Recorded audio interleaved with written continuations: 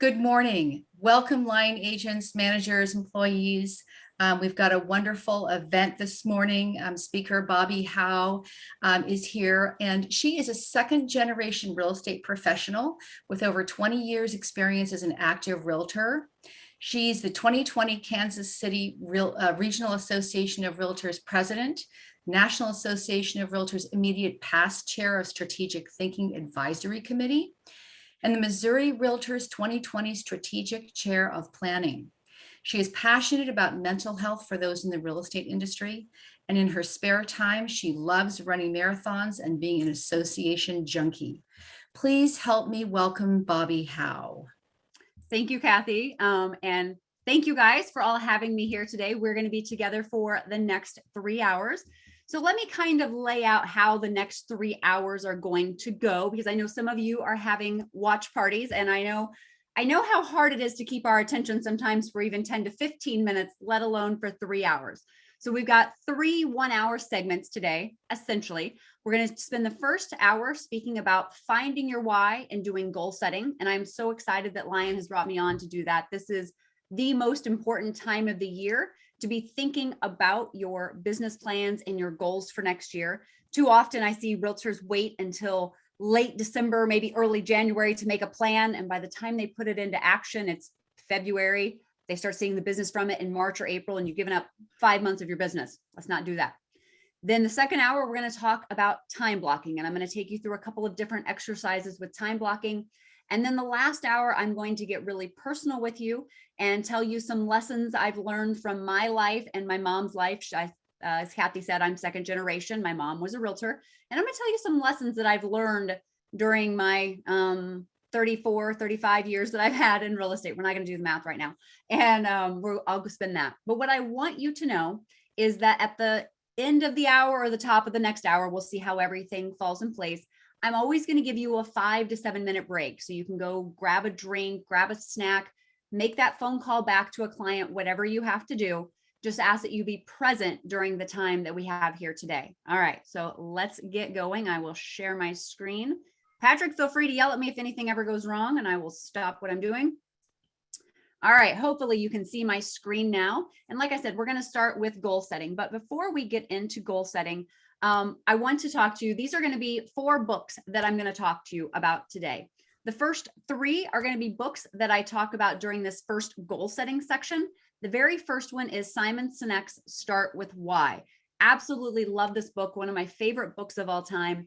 I'm going to go through some of the high points of his book here today. However, if you want to learn more and yet you're not a bookworm, you can Google Simon Sinek TED Talk, and he's got an amazing 17-minute, 20-second TED Talk out there that takes you through finding your why and why, that's a horrible sentence, why is so important to you. The next book, Find Your Why, is a follow-up. And it can be a really good exercise, especially if you're a part of a team or a group, or to the brokerage owners out there. It's a great way to figure out what the why of your brokerage or your office is. It's a great exercise to do together as a group. The next book is The 10X Rule by Grant Cardone.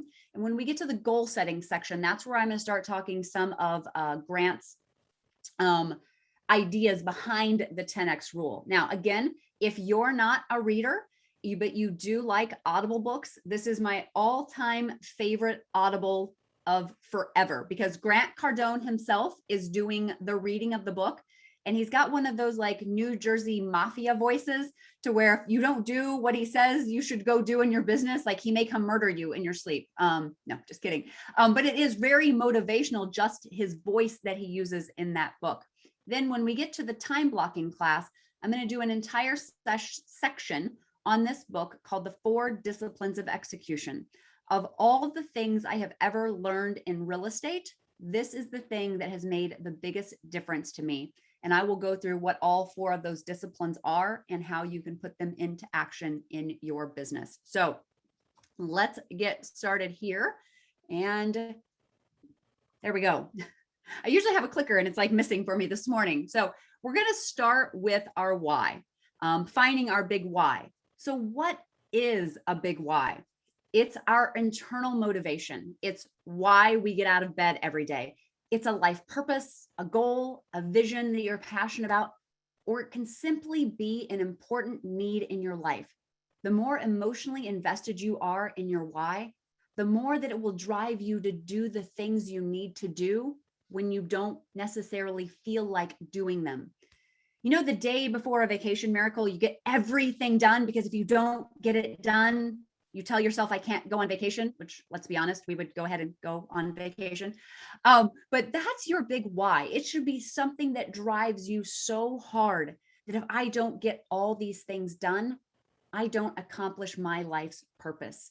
Everyone has a why, and knowing your why gives you a filter so you can make choices when too many things are coming at you.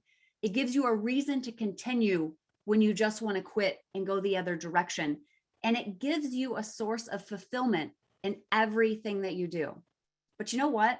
Figuring out your why is really, really, really hard. It's one of the most difficult things that I have ever done. I know it took me, first off, when we start talking about our why, we start getting a little hippy dippy, start talking internally about some things.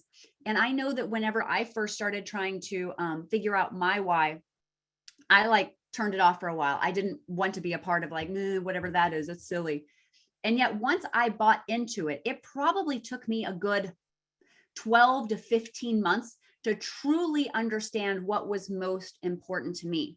But what I realized through that journey was not having a why would be a path to failure.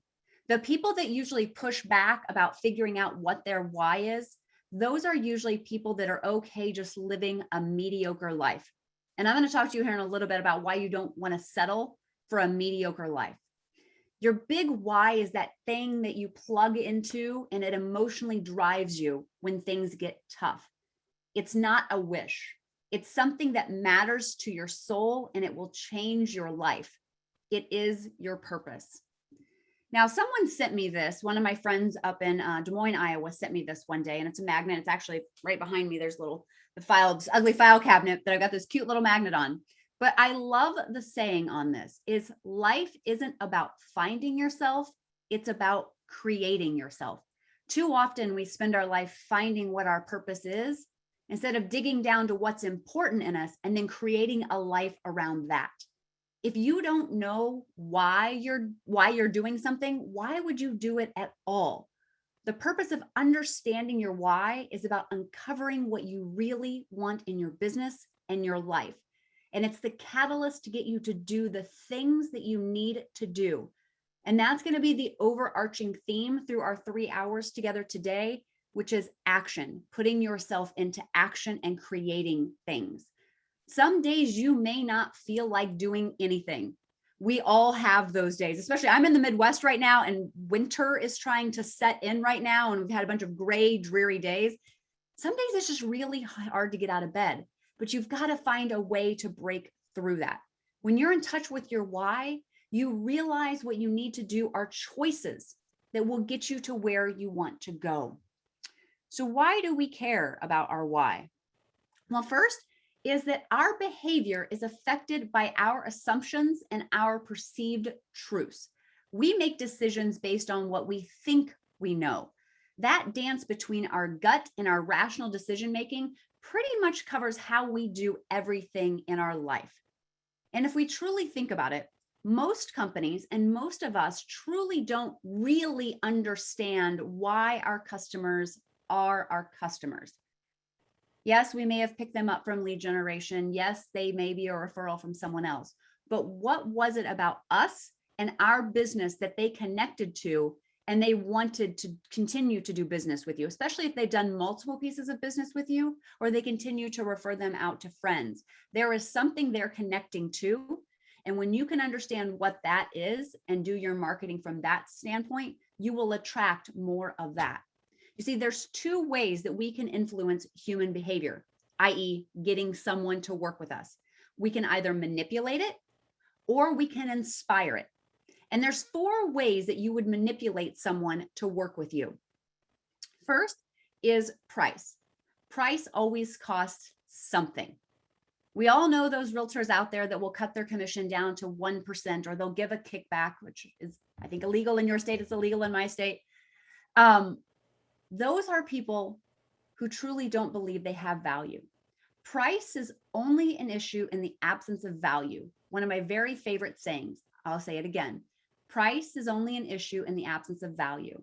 If someone's having an issue with your commission or whatever it is you're charging, you have not sold the value you bring to the table. The next one is promotion. We all know the realtors will send out a thing that says, hey, I'll do a free CMA on your house. Let's be honest, we all do free CMAs.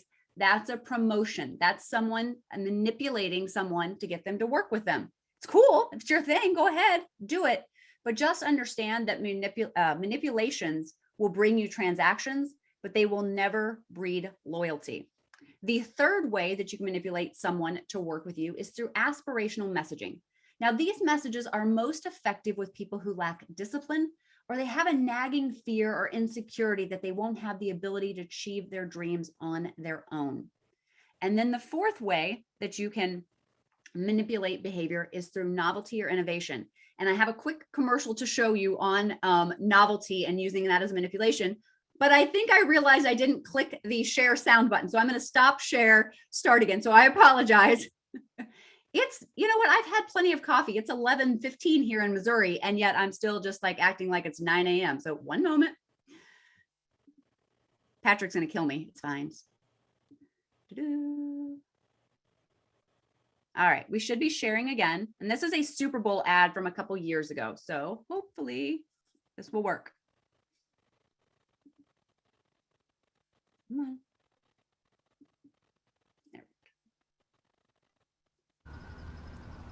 Oh, look at this guy. Hey, Rachel, how are you? Hey, good. How are you? He's not getting that car in there. No, sir. Look at these two troublemakers. Hey, Johnny, how are you? Wicked car. Is that new? Yeah, it's a Sonata. Let me pack it. Oh, you're not fitting your car in there. Chris, stop being a smarty pants, all right?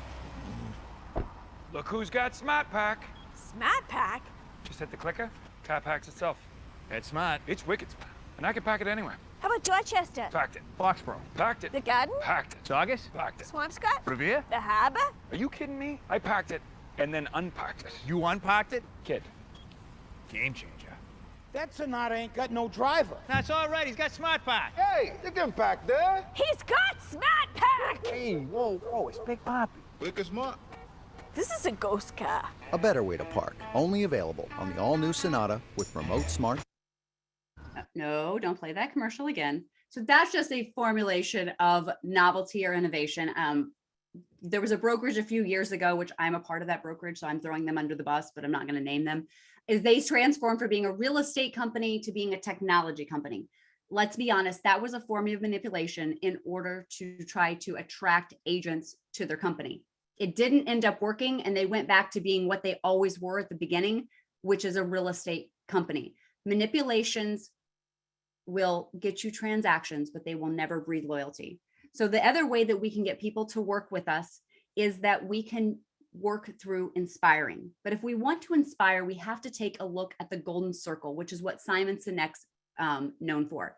It provides compelling evidence of how much more we can achieve if we remind ourselves to start everything we do by first asking why. Now, I've got to drag over. I'm going to stop the share for a moment so that you can see my handy dandy, super cool easel. I'm going to do this a couple of times today, so I apologize in advance that I have to dance for you guys, but here we go.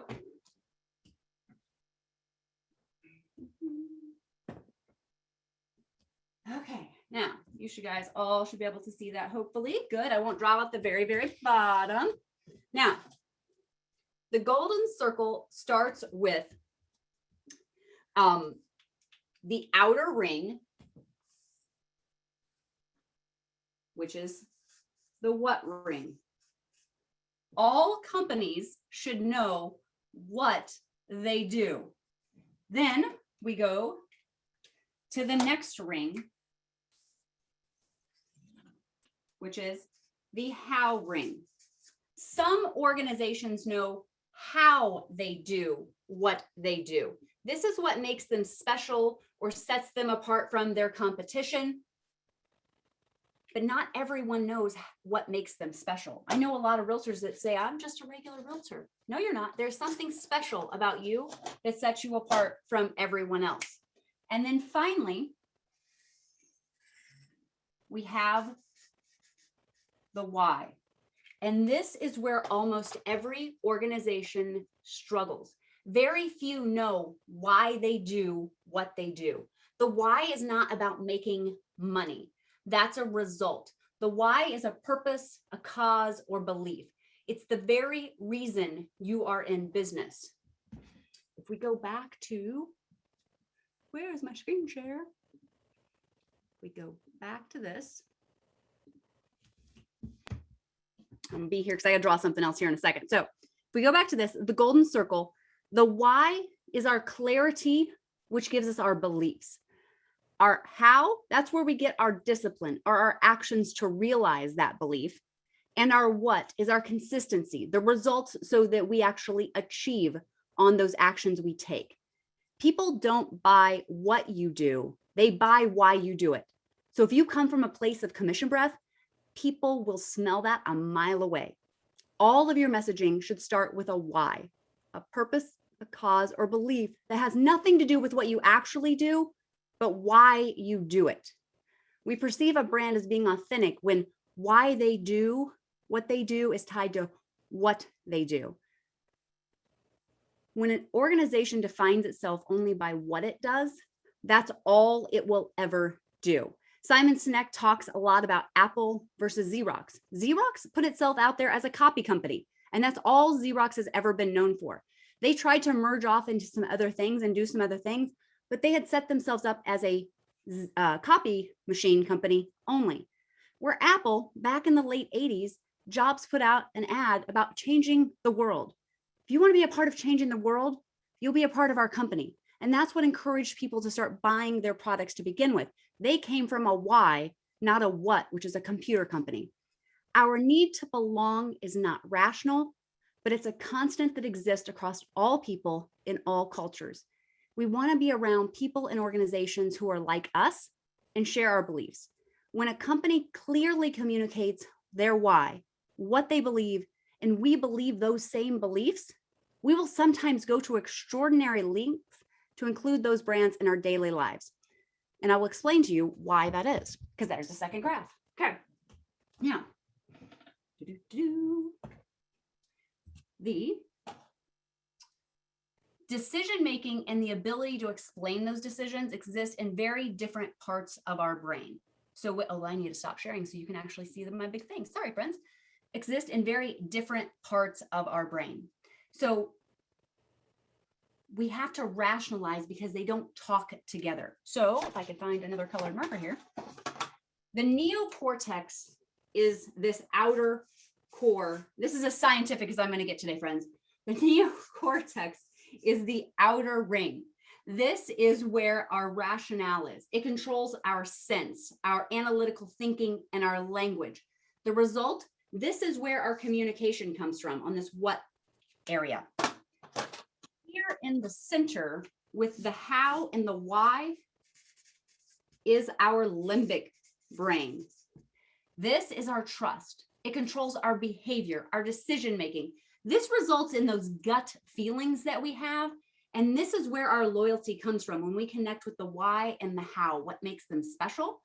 So this is what we talk about when we talk about winning the heart versus winning the mind. This is why when someone asks you why you love your spouse as much as you do, we will often have a hard time putting that into words. I know for myself, I'm coming up on 25 years with my husband. I should have a very clear reason why I'm in love with him. And yet I just know that I love him because the words come from here, but the feelings are coming from here. You have to know why you do what you do. If people don't buy what you do, they will buy why you do it. So it follows that if you don't know why you do what you do, how would anybody else? I will move this out of the way. We will go back to our screen share. So how do we discover what our why is? Well, there's a thought that I want you to think about. If I knew that I would never fail? What would I dream to do? Dream to have? Focus on writing down why you want to succeed and what that would look like in your life. If your life were perfect in every way, what would your daily life look like? How would that feel? Who would speak to you? Who would you speak to? If you vividly start imagining something enough, you start believing that it's possible. If you believe that it's possible, you start acting like it's possible. And if you act like that long enough, it becomes reality. When you can feel yourself at the end result, you start making choices that do not allow outside negativity to come get in your way. So what's a goal you'd like to accomplish next year, 3 years, 5 years from now? For example, if you had every material item you could possibly imagine, all your bills are paid, and financial prosperity is abundant in your life. And I know that's difficult for a lot of us to imagine. But say we had everything taken care of. What was be the real reason you would still be in this business? What does that mean to you? What does that say about you as a person? When you really understand your why, you can be sick, you can be tired, you can have chaos completely all around you. And no matter what, your why and your belief are so strong that you'll do whatever it takes to move your business forward.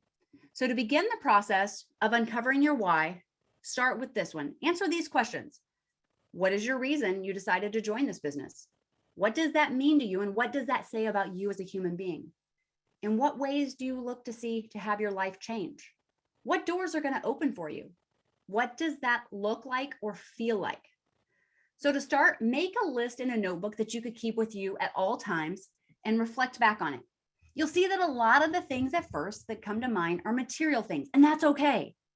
You have to start at the surface, and then you'll scratch deeper and deeper into the core of you. The deeper you go, just ask yourself, what else and why is that important? What else do you want? What else touches your heart? Keep doing that over and over again and just asking, why is that important? Until you feel something so powerful that you almost come to tears. I know that's crazy. I know that sounds insane, but when you're that emotionally invested in your why, it will keep you on track to doing the things that you need to do. My own personal why, which I will explain later why it's so important to me, but my own personal why is in creating incredible life experiences with my husband and my son. I do the things I need to do so that that can be the end result.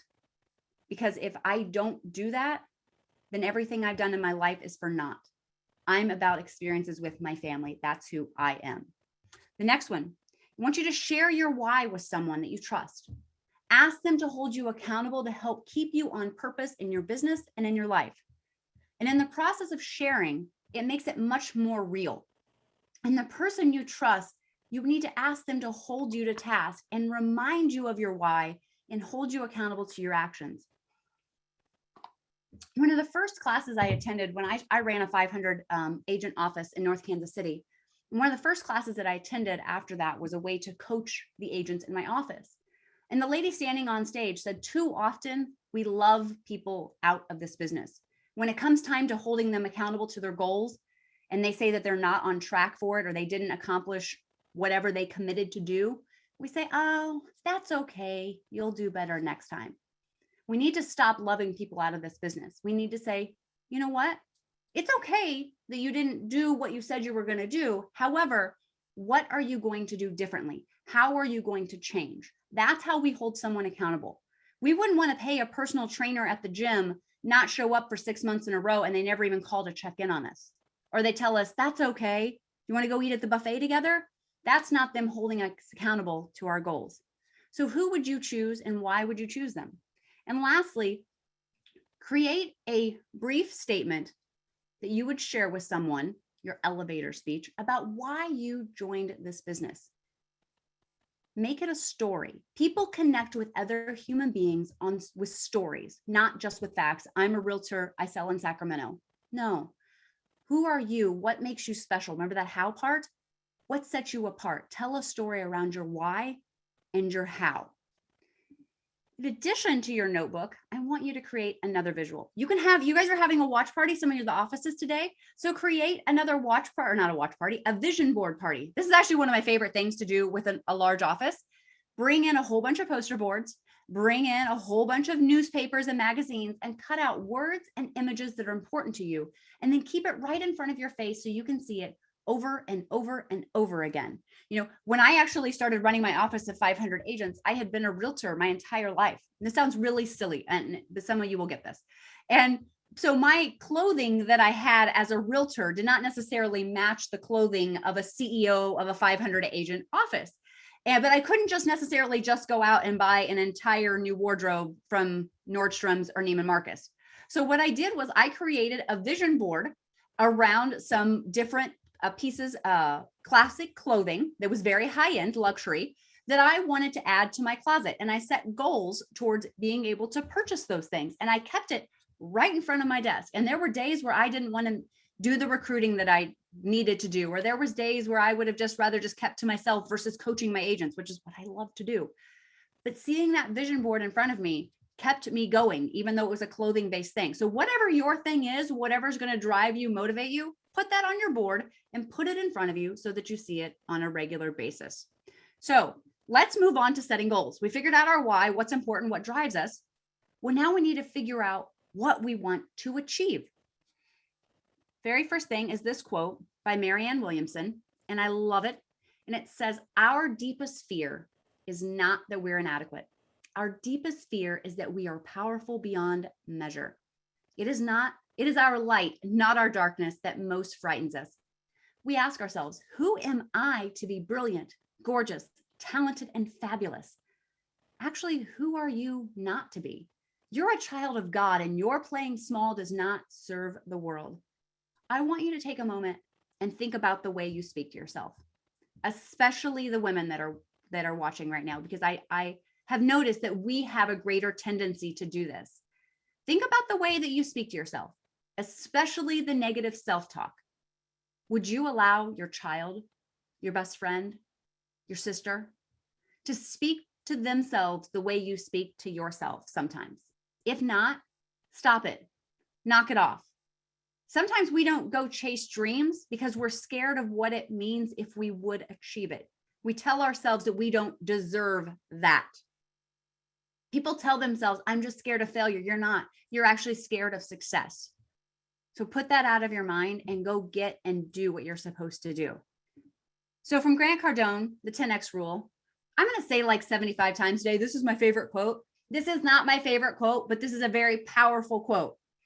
As long as you're alive, you will either live to accomplish your own goals and dreams or be used as a resource to accomplish someone else's. Every single one of you watching this today are your own business owner. You're not self-employed, and I'll get into that later why you don't want to be a self-employed. You are a business owner. You are going to create your own dreams. Don't allow yourself to be used as a resource to create someone else's dreams. But in order to get to the next level of whatever you've been doing, you have to think and act in wildly different ways than you ever have before, or else you would already be there. Top level athletes, successful business people, and achievers in all fields set goals. Setting goals, especially really big ones, gives you long-term vision and short-term motivation. And I think too often we get caught up on goals that are 1 year out. So you got that long-term vision, but we don't have any short-term motivation to help us week by week by week or a month by month basis. I'm going to walk you through 3 different types of business plans here in a minute. And I would hope that you do all 3 of them. However, they're all designed so that you have a long-term vision and short-term motivation to keep you going. When I started running my office of 500 agents, my boss pulled me aside and he said, hey, Bobbi, do you know what focus is? And I said, well, obviously this is a trick question or you wouldn't be asking it. So just go ahead and tell me the answer. And what he said to me was, focus is saying no to more things so that I can say yes to the right things when they come along. And that's been very powerful in my life Because if we were to get together and do a disc analysis class, which I absolutely would love to do with you guys to help teach you about your own disc, what we discover is that most high achievers in real estate have a very high I. They're an influencer. They're your stereotypical Hollywood realtor that we see in the movies. They love to go to cocktail parties and work a room. Oh, Betty, I saw your grandson and we look so cute. Oh, John, you got a new dog. He's adorable. That's your high I personality. They'll wear blingy, bright sequins or leopard print and all of that stuff.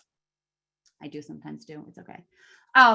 However, a high I's biggest fear is rejection. They don't ever want to be turned down. They want everybody to love them.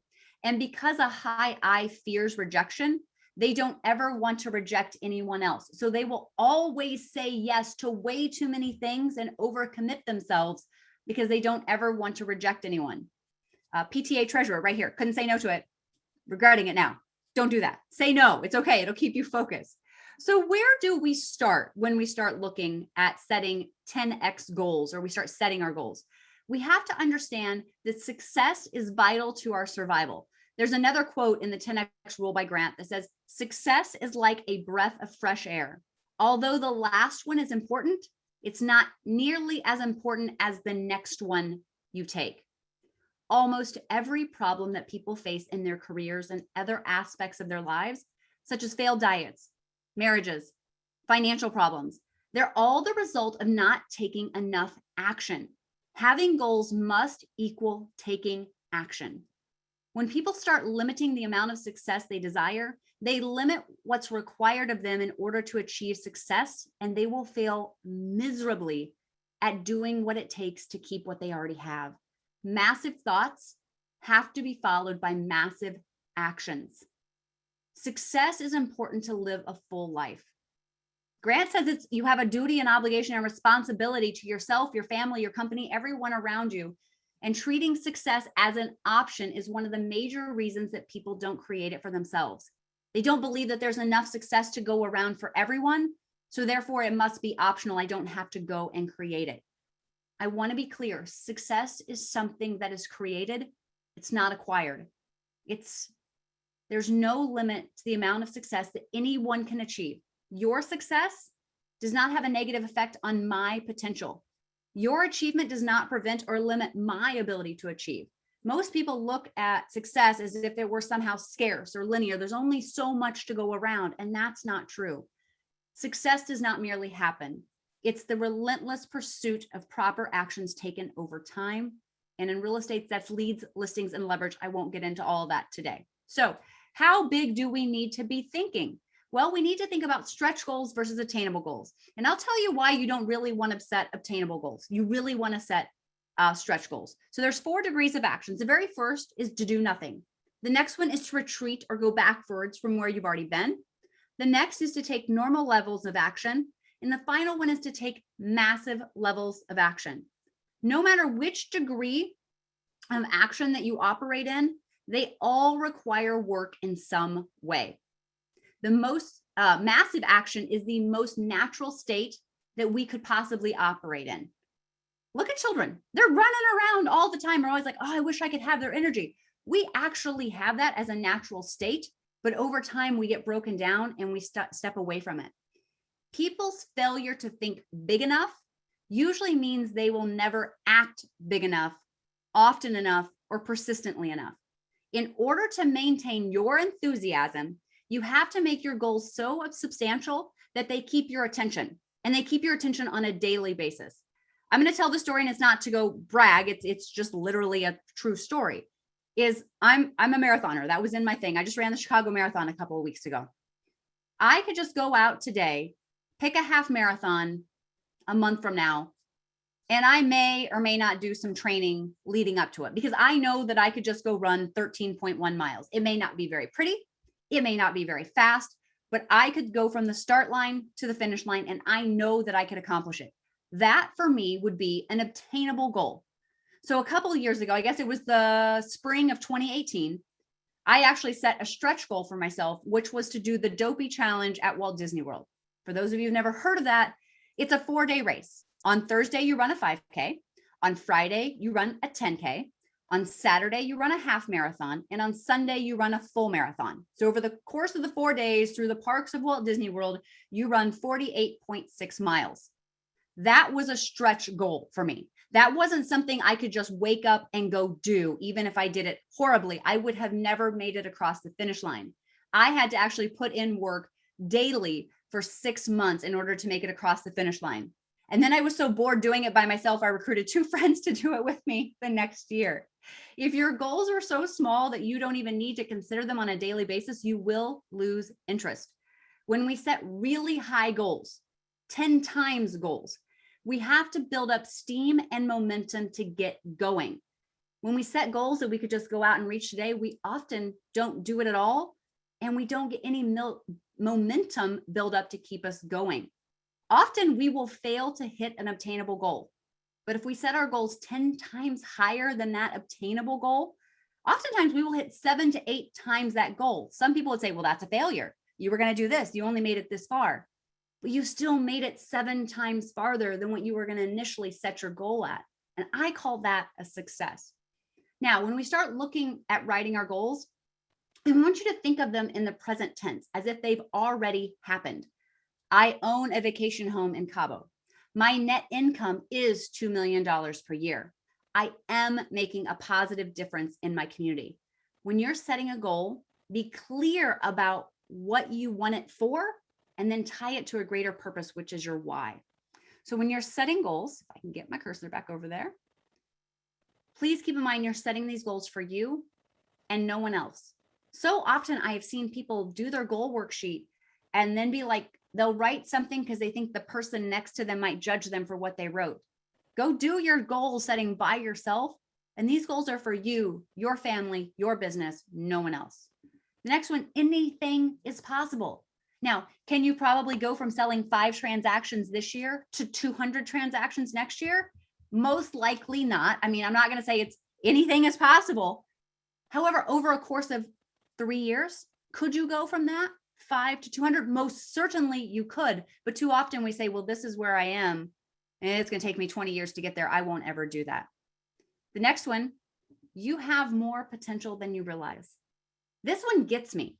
This one is the thing that way too often, the people I talk to, I believe more in them than they believe in themselves. Start believing in yourself and realizing all the hidden potential or untapped potential that you have within you.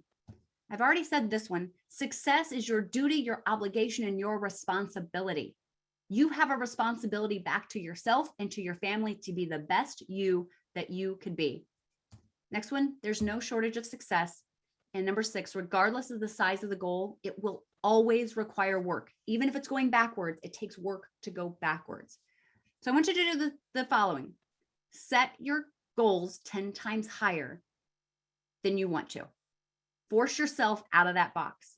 Next, I want you to align them with your greater purpose, with your why. And then I want you to write them down every day when you wake up and before you go to sleep.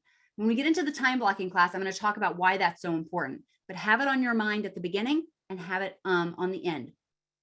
Okay, so now I'm going to switch over. So they shared in the chat earlier, I think I saw them there. There are some worksheets, and I'm going to work through 3 different types of goal setting worksheets with you. I hope that you all will do all of them. That would be amazing. And I would feel like a super awesome person if you guys did them all. However, I'll be honest with you, if you just even did one of them and followed it, it would make such a difference in your life. So they all feed off of each other, but I will go through the first one. And this is the one that if you are going to do any of these, this is the one that you will most likely do first. So let me get flipped over to that. I'm going to show you a PDF on my screen. Let me get some water. That feels so much better now. Okay. Says you all can see my application. So hopefully you can see this. This is what's called a growth plan. And just so you know, this is my very favorite activity to do every single year. I sit down with my family and we all get involved and we do this together. And actually my son, who's 9 years old, I now started him. This year is the first year that he will do this. So what a growth plan is it says there's the 12 months out of the year, duh, And there are 3 bullet points essentially next to each month. And what you do is you set out and you discover and commit to doing 3 things for the next year during those months. So I will show you a sample one. This is from a few years ago, but I'll show you mine. So the very first thing that I do at the first bullet point is I go through and I list all the educational opportunities, all the conferences, all the things that I want to learn or be a part of in the next year, because I take my own personal growth very, very seriously. So the very first thing is a typo. Awesome, Bobbi. Is the Missouri Realtor Conference. We have those 3 times a year. So that automatically went into my January, my April, and my September. In February, I want to attend the President's Circle Conference as a part of NAR. That is always one of the most powerful conferences I go to each year. And then the rest are different. The very first bullet point is educational things that I want to do, including in July, CRS celebration, which I don't even know if that's in July anymore. I think they moved that to February, but it used to be in July when I made this the first time around. Now, then the second thing I do, my second bullet point, is always something for me, my family, or me and my friends. So typically 3 times a year, I will pick to do a race. So in this example before you, in January, that was the first year that I did the Dopey Challenge. Then in February, we took a family vacation to the Bahamas. Then in March, I decided I wanted to learn how to crochet. Just so you know, this was a horrible failure. Bobbi did not figure out how to crochet in March. I watched every YouTube video I could find, a whole bunch of things like that. I was a failure at it. Just so you know, it's actually back on my calendar for January of 2022. And I found these online kits called the Wobbles, and they're supposed to help you become a crocheter. So I'm trying it again. So even if you fail at something, you can come back to it. Then my bottom line, my third bullet point for every month is I am a bookworm. I told you that early on. So I go ahead and lay out 12 books that I want to read over the course of the next year. Now, I typically read about 52 books per year, 1 a week.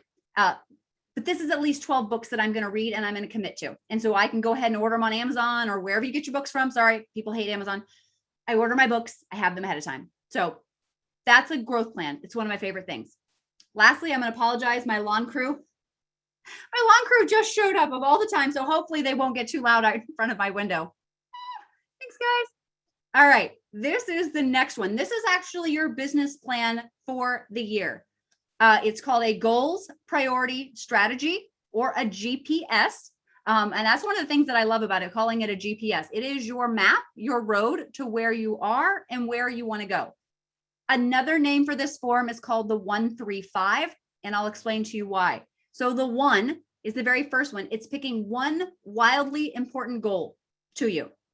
And from there, we're going to focus on several priorities so that we can achieve that one main goal. Many people will do this. We'll pick 3 different priorities to focus on. If you scroll down to the bottom, there are strategies for reaching each priority. It's divided into 3 columns, so probably 3 priorities, but you can take this form and adjust it to your needs. And then typically people pick 5 strategies. These are actual things you're going to do so that you can reach that priority. And then by reaching all 3 priorities, you hit your main goal. You're going, Bobbi, what are you talking about? So let me show you a sample one. All right. So this example that I had is that this agent wants to close 45 transactions next year. That's their wildly important goal.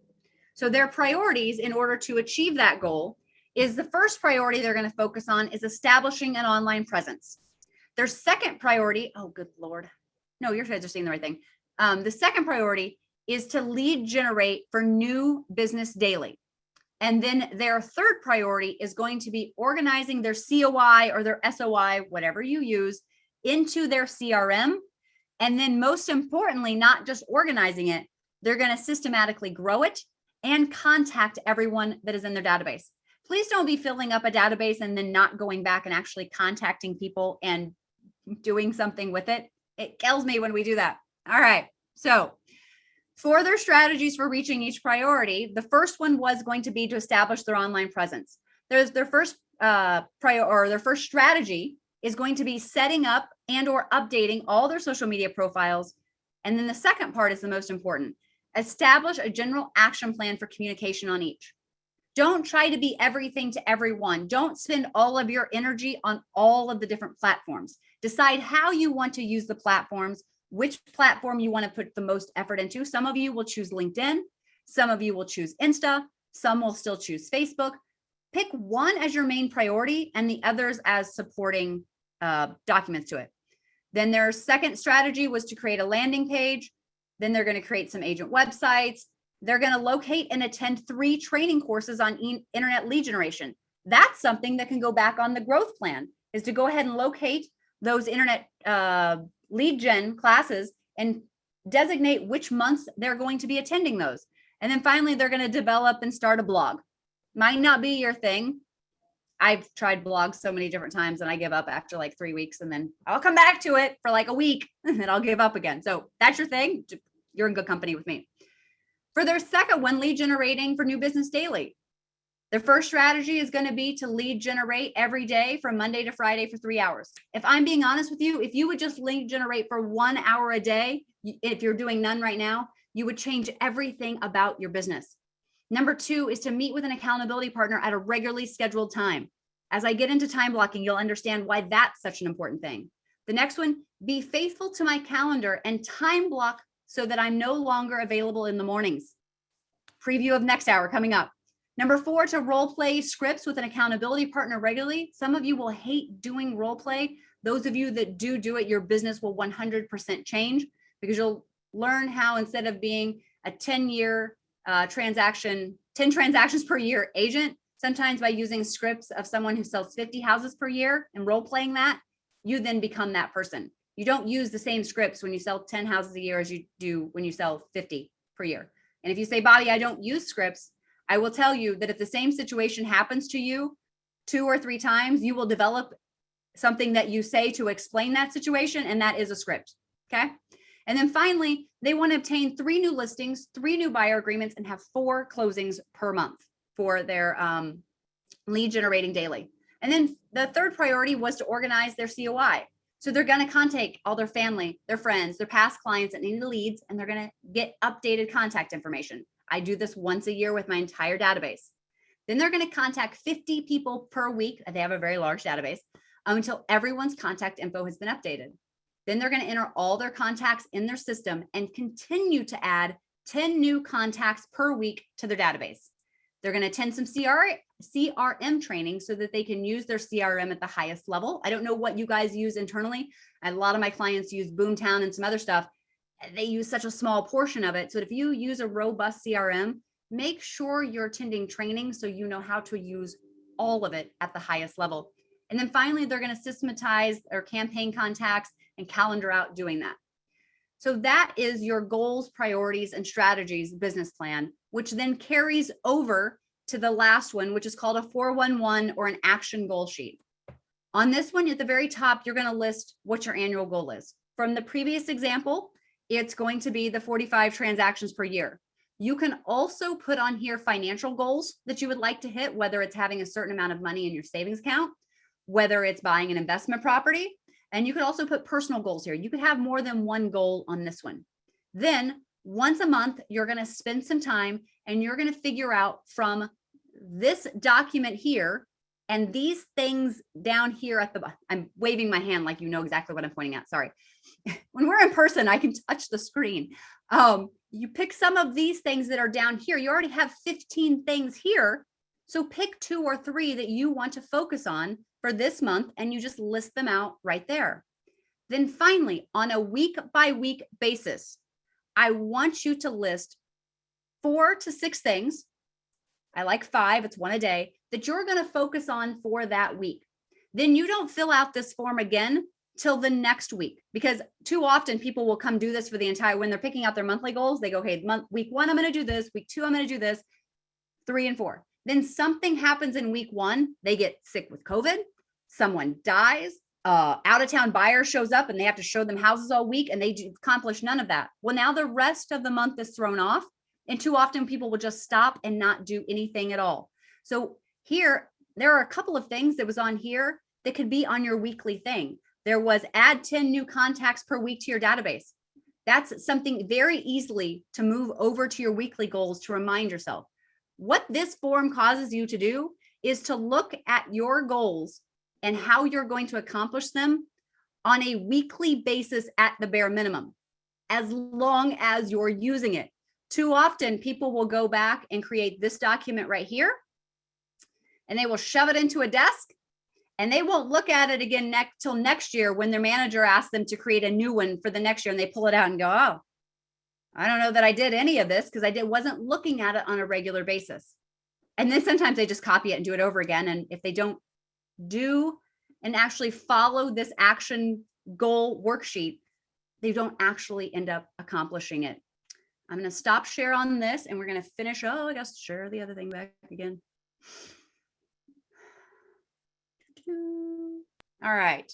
So we did the growth plan, we did the business plan, and we did the 411 action sheet. I'm going to share all these slides in the PDF format with you. So Patrick and Kathy will have all this and they can share it out with you later so that you have these slides, because there are some things I just got to get done and get through. So accountability, we all need accountability. Everything going on in your world, good, bad, or nothing, is caused by you. There are 4 consistent factors in the life of a victim. And if you're not willing to hold yourself to be accountable, most likely you're showing up as a victim because you're not achieving your goals. The first one is that bad things happen to them. The next one is that, well, goodness sakes, come on. Bad things happen often. They are always involved. And finally, something or someone else is always to blame. I want you to think about something. Nothing happens to me. It happens because of me. You always have some role, no matter what happens to you. Even if you get into a car wreck that was 100% someone else's fault, had you left your house 1 minute earlier, 1 minute later, you wouldn't have been in that spot at that time. So there is some level of responsibility, even if it wasn't your fault. There's moving from E to P. I'm actually going to do that in my 3rd hour, so we won't waste any time with that. And then revisiting your goals. I've already said I would love for you to look at them on a weekly basis at the very least by doing that action goal worksheet. However, even if you looked at it once a month, it's better than none. But honestly, I would love for you to look at it on a daily basis. I would love to have it hanging as something right in front of you so that you can see it and check mark things off as you're accomplishing them. Okay, that is my section on goal setting. We have 4 minutes to the top of the hour, so I will give everybody, I'll give you 7 minutes. So at doing California math, at 10:03, your guys' time, we will start back up again, okay? So for all of you in watch parties, doing all of that stuff, we will start back up again at 10:03. All right, see you then. Great, thanks, Bobbi. And just to let everybody know, Bobbi's PDFs are available in the chat for download right now.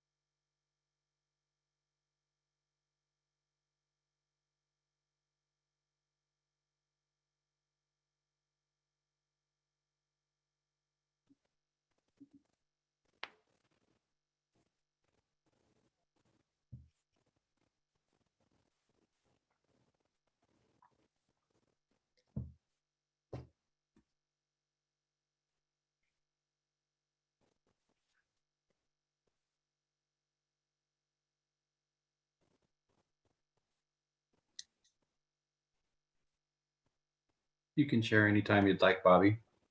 I was just waiting until it was exactly 10:03 because people always like, no, you're 30 seconds early. So I was just waiting until exactly 10:03, which is what I have now. Okay.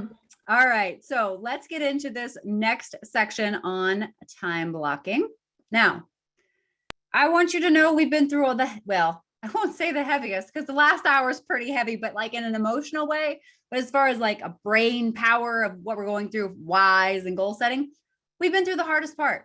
This actually right now, what we're talking about time blocking is, other than my last hour, this is my very favorite class that I absolutely teach. So time blocking, and it says over to the side, time blocking, not time management. Just know that you can block time, but you can never manage time.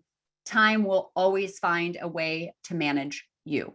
Your work will expand to fill the time that you allow for it. So when you block things, you give yourself only 15 minutes to get through all your emails. I guarantee you can get through all of your emails in 15 minutes.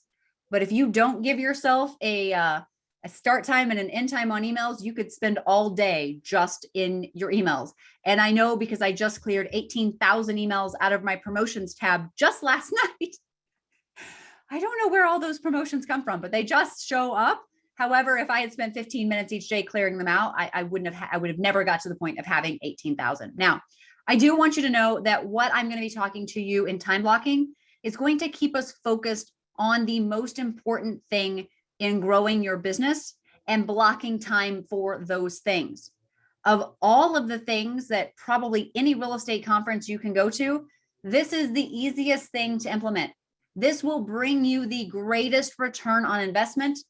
And this is the thing that the fewest of you will ever commit to doing. It drives me absolutely crazy. Or there's actually other people who will take the time to create the time block, but then not follow it. Don't waste time creating a time block if you're not actually going to follow it, because that actually puts you even farther behind than you were. This is a quote that I really like. It said, productivity is not about being a workhorse, keeping busy, or burning the midnight oil. It's more about priorities, planning, and fiercely protecting your time. Way too often in this business, we do not protect our time. We just give our time away to other people.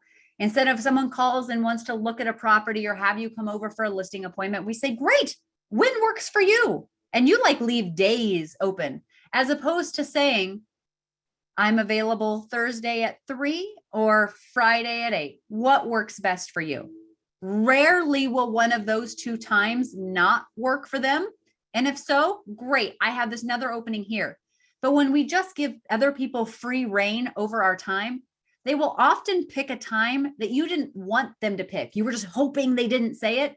And then when they pick it, you're like, oh, man, I'm going to get into a little bit later when I get into my last hour, why we don't want to allow people into our world in that way, why we want to set the parameters, why we want to set the expectations and know that most people will follow those expectations that we set.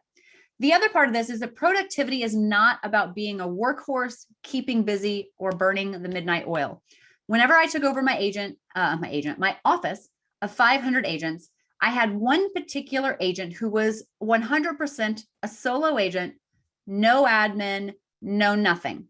And she had completed 92 transactions so far that year. And I think we were towards the end of November. I think she would go on to do about 100 transactions that year. No help whatsoever. And she sat down in the corner of my office and she just started crying about the stress. And I said, Robin, we need to hire an admin for you ASAP. And she said, no, you can't do that. And she would stay up till 3 a.m., 4 a.m. every day. She'd be back up by 7 a.m. in order to accomplish the things she needed to accomplish, which she wasn't accomplishing them. Her marriage ended up falling apart during this time, but it was a security blanket for her. Being that level of busy told her she was a success, as opposed to all the other signs in her life that she had made it as a success. She needed that security blanket. I eventually got her an admin. Her life is totally different. She's remarried. Life's wonderful now. But don't take pride in being so busy that you don't have time for anyone else, including yourself and your family. Most of us have heard of Pareto's principle. It's the 80-20 rule. So this was discovered back in the 1800s in Italy, whenever Vilfredo Pareto discovered that about 20% of the pea plants in his garden brought him 80% of his actual harvest that he got. And then he started looking around and he realized that in Italy, 20% or 80% of the land was owned by 20% of the farmers in Italy. And he started finding all these other things. And it wasn't until later, it was like mid 1900s, that it was actually named as Pareto's principle by a macroeconomist. However, it shows up in so many areas of our lives, and so often we don't realize it. In our MLS, 80% of the homes are sold by 20% of the agents or less. In your closet right now, if I were to go walk into my closet right now and look at my shoes, I would wear about 20% of them 80% of the time. If you take a look at your phone, you probably use 20% of the apps on your phone about 80% of the time. The other ones are just there hanging out. What this becomes important in your life is that there are 20% of the activities that you do that bring you 80% of our income. And yet that's the one thing we won't time block for. It absolutely drives me crazy that we won't time block for it. We get caught up in this 80% or this whirlwind, but those 80% activities only bring us 20% of our income. We can get to the point where that 80% activities actually take up 20 or 100% of our time, and we put ourselves behind where we need to be. I've seen this happen way too often. Now, I have a video to show you. Oh, I didn't hit the share video again. Patrick, you're going to kill me. I've literally, in the 18 months I have been doing this on Zoom, I have never made this mistake once, let alone twice in a row. So, hey, I'm human. It's great. I'm going to share a video with you. However, I'm going to go ahead and give you the caveat that I am fully aware that the video is dated. I have looked multiple times for an updated version of this video. I can't find it anywhere. It's cool. So just know that I'm showing you a dated video and that I'm aware that I'm showing you a dated video. Okay, here we go. Let's hope that it works. Bobbi, Yes. I hate to interrupt you. Last time you played a video, we're looking at your notes, and we're looking at your notes currently. Well, that's weird because that's not what I'm sharing. Huh. I'm not sharing. I'm sharing PowerPoint. Can you see PowerPoint? Hold on, something's coming. Yeah, now we see PowerPoint, slideshow, time blocking, and it's just a black screen is what we're seeing currently. Yeah. Okay, that's what it's supposed to be. So let's start.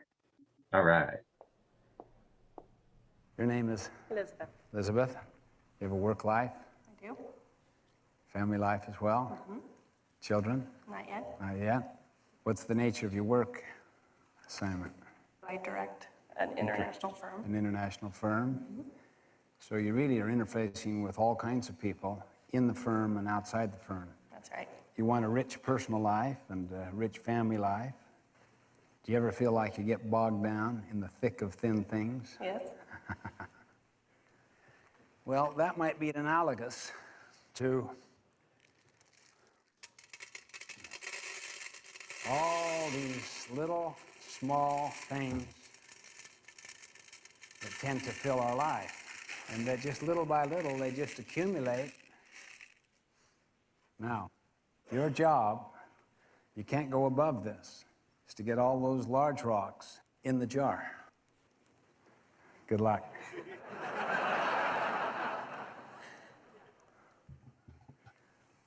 What's that one called? Q2, planning, preparation. Right. Planning, preparation, prevention, and empowerment. Okay, the next rock she's putting in there is called relationships and family.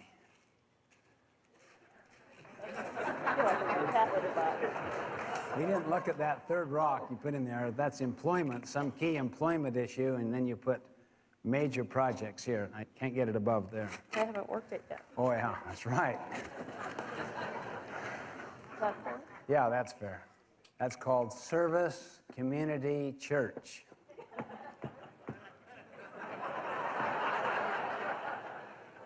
Do you ever feel like this? Yes. How many feel like this? By moving the little things around, you might squeeze in one more of those big major things. It's almost. Wow, that is good. You know, if it doesn't fit, force it. Here's something that's called urgent and important. It's a quadrant 1 thing that is blindsiding you, that it's your biggest client, that if you don't get back to that client now,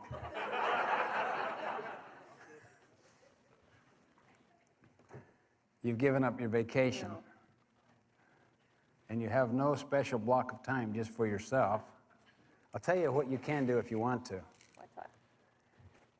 You can take a whole different approach. You have a totally fresh bowl. You can work out of a different paradigm altogether. Well, then I'd rather put these in the bottom and then pour the little pebbles on top. Employment, Big opportunity, big opportunity. important and urgent, block of time. Those young children keep looking at me. Glad my husband's not here. No, I dump these in there. Okay?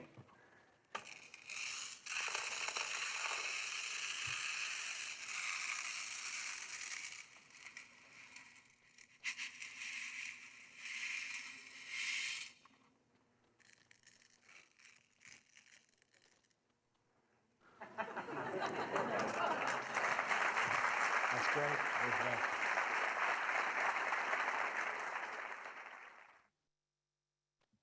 There we go.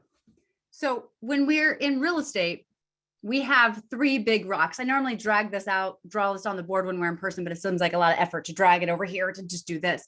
In real estate, we have 3 big rocks. The first one is lead generation. And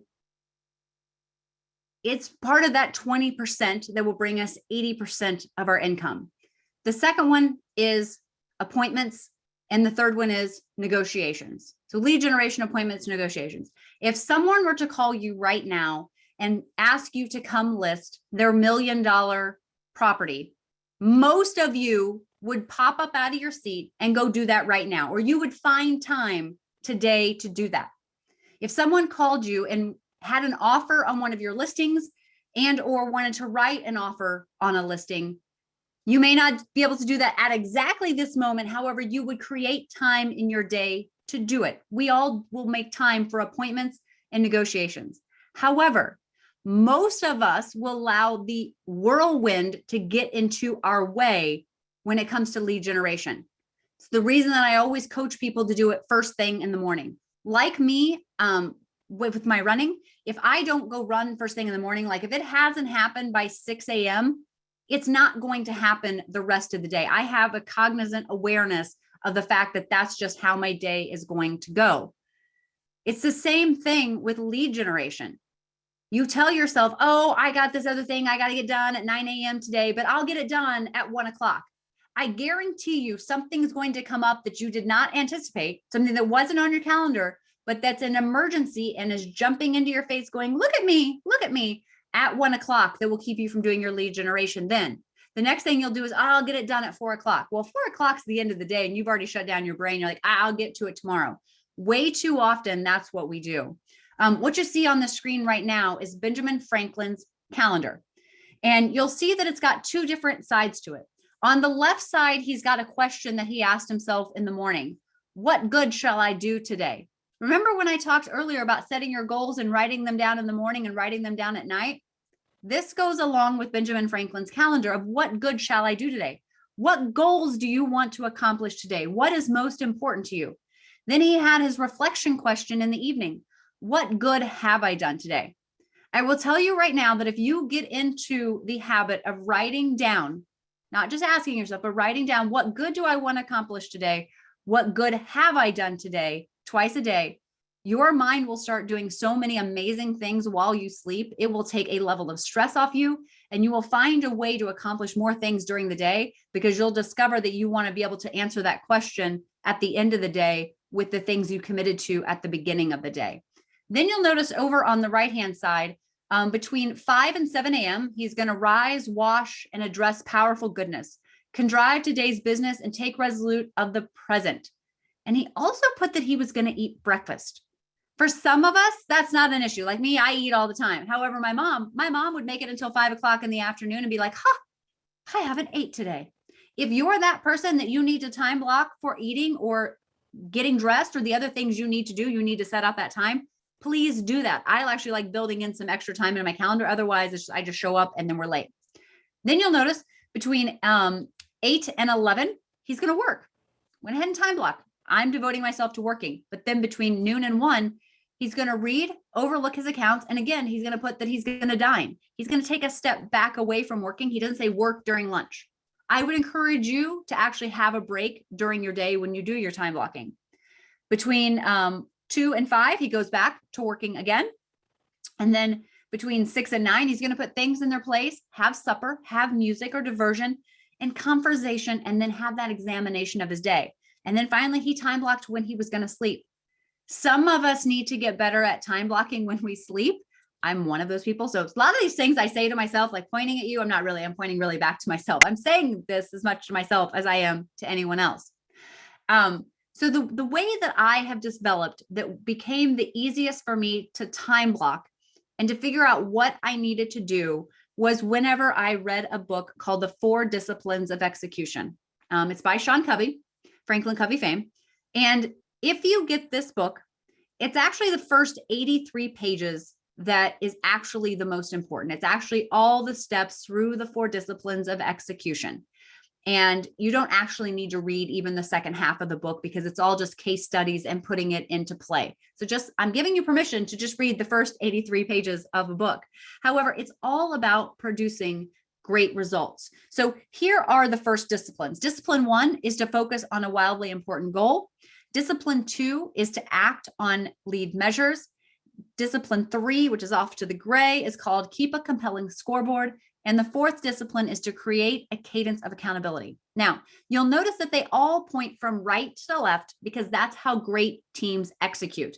They hold themselves accountable for performance on lead measures, which then in turns achievement of their wildly important goals.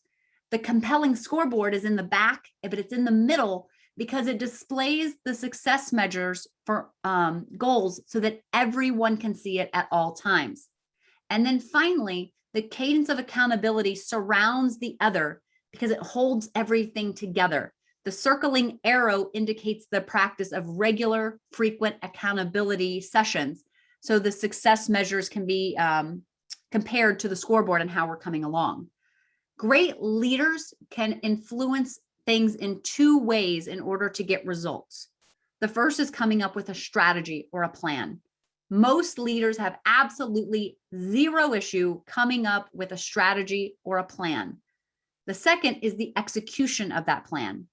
And that's usually where most leaders struggle. And this is what the core of 4 disciplines is all about. People don't struggle to execute on the plan because they're lazy or they're stupid. It's because they get caught up in the whirlwind, which is what I'm going to talk about.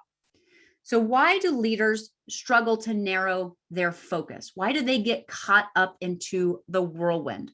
Well, it's because despite their desire, there's just too many competing priorities pulling them and their teams in different directions. There's this clash between the whirlwind or the day job and new activities. Is what you'll notice is that the whirlwind is urgent. It's in your face. It's screaming, oh my God, there's a closing falling apart right now. It acts on you. But you'll notice on the other side, your goals or your activities, those are important and you have to act on them. Your whirlwind is your work, your energy, your attention that you need to keep your organization running today. It's past business that's now finishing itself out. While your goals, your wildly important goal is that thing to keep yourself going in the future. But the problem is that when urgency and importance clash, urgency will win out every time unless you have a plan for dealing with it. Both of them are necessary in our lives and they don't get along. Ask yourself, would you still be busy today if you didn't have any goals for moving yourself or your business forward? Yeah, you would be. Most strategies get choked by the whirlwind, which is that urgency of the day to day. The challenge of execution isn't simply executing a goal, it's executing while you're in the midst of that whirlwind. The concept of the 4 disciplines of execution is quite simple, but it's not easy to maintain or implement. But I promise that if you take the time to implement it, it will be worth it. So focus on a wildly important goal. This is our first discipline, and it's focusing our finest efforts on 1 or 2 goals that will make all the difference. Instead of giving a mediocre effort to dozens of different goals. Too often we make a plan and we want to accomplish these 12 things over the course of the next year, when we really just need to focus on 1 or 2 things that would make all the difference. Without being able to focus, the other disciplines really aren't going to help you at all. Human beings are genetically wired to do one thing at a time. There's this thing called the law of diminishing returns. And what it says is that if we pick 2 to 3 goals, we will typically execute 2 to 3 goals with excellence. If we choose 4 to 10 goals, we will typically only achieve 1 to 2 of those with excellence. And if we pick 11 or more goals, we'll typically achieve none with excellence. Not saying you're not going to make some progress on those goals, but you're not definitely going to achieve them all the way, and you definitely won't achieve them with excellence, which is how I like to achieve my goals, quite frankly. We all like to say that we're masters of multitasking, that we can do a lot of things at one time. And that's where this law of diminishing returns, or focusing on more than our brain can handle, comes into play. And there's a quote by an MIT neuroscientist, Earl Miller. And what he says is, trying to concentrate on 2 tasks causes an overload of our brain's processing capacity, particularly when people try to perform similar tasks at the same time, such as writing an email and talking on the phone. They compete to use the same part of the brain. We've all been there, typing out an email, talking on the phone, and the next thing we know, we start typing into the email the thing we just said on the phone, or we start saying into the phone the thing we just typed out in the email. Our brains are not genetically wired to do multiple things at the same time. So stop it. There's no better illustration of this than the principle of an air traffic controller. Right now at the airport, there are probably more than 100 planes approaching, taking off, taxiing, and all of them are really important, especially if you happen to be sitting on one of them. But for the air traffic controller, only one plane is wildly important right now, and that's the one that's landing at the moment. She's aware of all the other planes on the radar. She's keeping track of all of them, but all of her talent and expertise is focused on landing that one airplane and landing it with excellence. If she doesn't do that, nothing else she does the rest of the day will matter. Your wildly important goal is like that. It's a goal you achieve with total excellence beyond your circling daily priorities of doing some email, sending out a flyer, doing this. To succeed, you have to be willing to make hard choices to separate what's wildly important from what's merely important. And that's really, really hard for us to do. In the book, Good to Great, Jim Collins says there will always be more good ideas than there is the capacity to execute. So you have to say no to some good ideas, which can often seem counterintuitive, like that's actually a good idea. But if it doesn't get me to where I need to go, then it doesn't get to become a priority in my life. Apple's CEO, Tim Cook, had said, "We are the most focused company that I know of. We say no to good ideas every day. In fact, we actually say no to great ideas to keep the amount of things we focus on very small in number, so that we can put enormous amount of energy behind the things we do choose to do." Apple's competitors have been known for saying, "It's not fair. We have 40 different products between our international and domestic product lines. They only focus on one thing." This was back when there was only one Apple iPhone at a time. However, there is some truth in that. Are you spreading yourself too thin? Or are you focused on one thing that's really important and drives everything? So what is a wildly important goal? It's that goal that makes all the difference. It's often in line with your why. And because it's your wildly important goal, you're going to apply a disproportionate amount of energy to it. Your 20%. We're going to make sure that it's actually on your calendar and we're accounting for it, because otherwise the whirlwind is just going to take it away. So what are our rules of focus? The first one is you can only have 1 to 3 at a time. because of the laws of diminishing return. You're going to be dealing with the incessant demands of the whirlwind, so don't put too many things on your plate. Number 2, the battles you choose must win the war. Don't get distracted and go down a rabbit hole of things that don't matter. Like Elsa says, or Anna, whichever one, let it go. Just stay yourself focused on the things that will actually get you to where you want to go. Number 3 is senior leaders can veto but not dictate.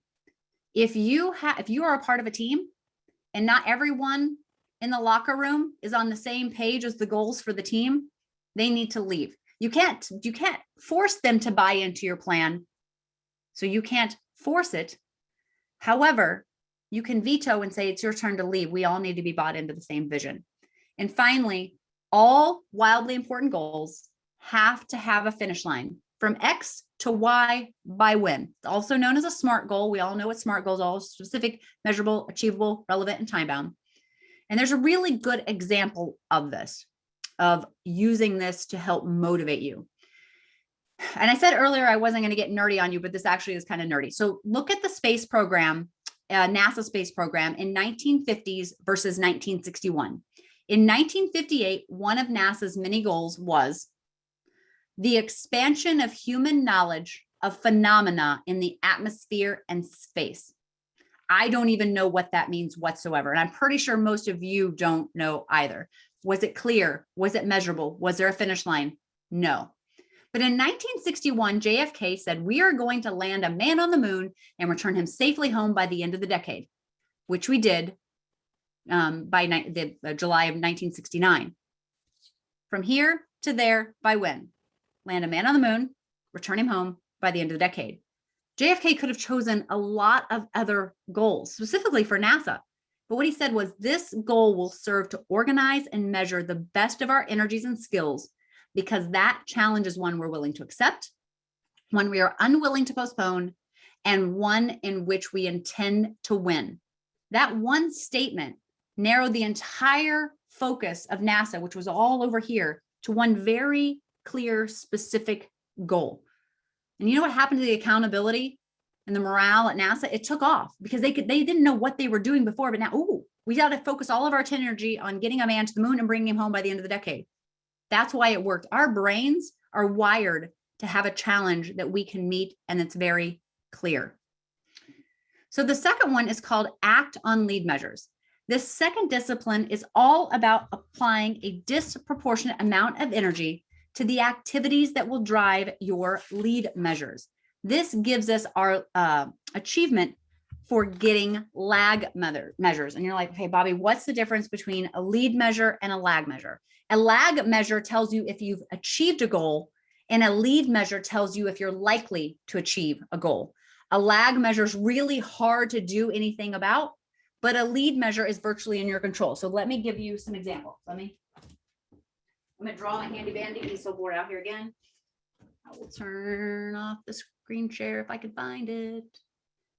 Stop share. Sometimes it's on my one screen, sometimes it's on this screen. We just never know. Push your golden circle back again. We'll make that go away.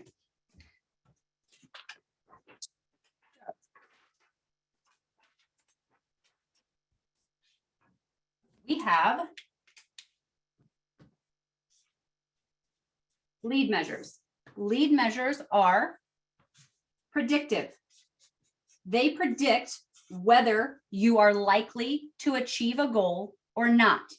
They are also influenceable, meaning you have influence over them. You have control over whether they happen or not. Then over here, we have lag measures. This measures the goal. And it's uncontrollable and unpredictable. I missed a letter in that. So, okay, what are you talking about, Bobbi? Because you're talking about lead and lag. What's predictive? What's measuring the goal? So let's take the example of your goal that you want to achieve is losing weight. Your actual weight would be your lag measure. That's the goal that I want to achieve. But my lead measures, my things that predict whether I'm likely to lose weight, and the things that I have influence over are diet and exercise. I know that and if we're being really, really honest, if Bobbi wants to give us all a nutrition class real quick, your diet is 90%, your exercise is about 10%, but it works well for this example because you guys know what I'm talking about. And what the thing is that these are not always easy to track. It's not easy to know exactly how many calories I have consumed unless I carry a food scale with me at all times. Like I've gotten to the point now where I'm following macros right now. So I got a food scale, and when I'm at home, I can easily measure almost everything I eat, except at dinner time if I make something that's got a whole bunch of ingredients in it. The other thing that's really hard to track and to know exactly what you've done is how many calories you burn when you exercise. However, it's critical that I have to narrow my focus to these two things if I want to lose weight. Now, with weight, you don't have influence over it. It has influence over you because you step on the scale and you get the result and then you go, ah, crap. That's how it does over you. By the time you have the data of the lag measure, the results have already happened. That's why it's called a lag measure. This is driving, looking out your front window. This is driving, looking out your rear view mirror. It's already happened. It's already behind you. To understand this is one of the most important things that you can get out of this class here today on why we have to focus on the things that we have control over versus the things that have control over you. Let me put back on my slideshow and hope you guys get the actual slideshow this time.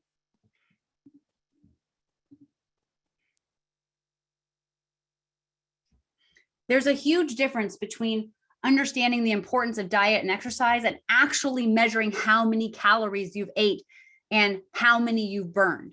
You know you need to diet and exercise, but the people who actually measure and take all those extra steps, those are usually the ones losing weight. Some of you may have noticed by now, that's usually an OCD thing. I usually admit earlier on, I actually wear two devices because this is my fitness tracker. This is the one that I keep track of all my fitness and my exercise that I do. This is because I'm a realtor and I like to send text messages here. But I have a focus on making sure that I hit my goals. So I need to know where my lead measures are so I can hit if my lag measures are on track or not. The next part of the 4 disciplines is to keep a compelling scoreboard. This third discipline is to make sure that everybody knows the score at all times so they can tell whether they are winning the game or not. This is the discipline of engagement. Remember, people will play differently when they know someone is keeping score. If lead measures and lag measures are not captured on a visual scoreboard and updated regularly, they disappear into the distraction of a whirlwind. People disengage when they don't know the score.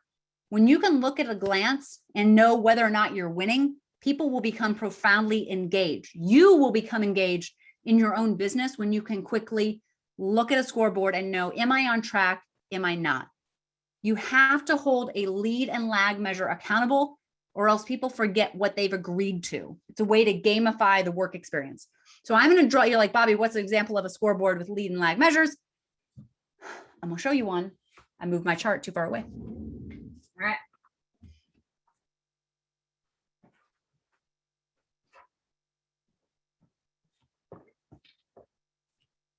Now, okay, so an example would be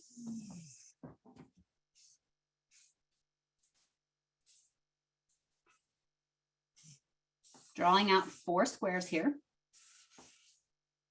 2 types of lead measures in real estate, things that can predict if you're going to hit your result and things that you can influence doing is going on appointments. I typically like to focus on listing appointments because I can way better control setting a listing appointment than a buyer appointment. And what you do in the box is you set a goal for how many appointments you want to go on. And we'll get to how you figure out that. The next thing that is predictive and influenceable on if hitting your goals, the lag measures, is listings taken. Because quite frankly, I have to go on appointments in order to hit listings, but I can control those things. Again, you have a goal down here, you have a thing. Now, my lag measures though, the things that I don't necessarily have control over, the thing that's uncontrollable and unpredictable, is the number of actual closings I get. There are a lot of things that have to happen between taking the listing and getting to closing. Now, in the market we're in right now, it's a lot easier to get to closing, but it's not always that way. And there are a lot of times inspections and things like that will get in the way. And then finally, your sales volume or your profit, depending on what you want to track, is another goal that a lot of realtors have. What you have to do is to work backwards from, if I want to hit this sales volume, what's my average sales price? So how many closings do I have to have? From that, what's the percentage of listings taken and what's my conversion ratio from listings taken to appointments? Then you set goals for all those. You hang a little chart up in your office and you keep track of each month, each year. It can actually, I usually have two. I have a monthly and an annual. Keep track of how close am I in line with going on. And here's the thing, if my goal is to go on 10 listing appointments per month and to take 7 listings per month, and we're the 3.5 weeks into the month, and I have gone on 9 listing appointments, but only taken 3 listings, I can also quickly look at this scoreboard and figure out, ooh, something's probably wrong in my presentations when I'm going on listing appointments, that I'm not converting at a high enough ratio. I need to do some more role playing. I need to get better scripts. This can become a way to prescribe where you are in your business, not just tell you if you're winning the game or not. I will sit back down.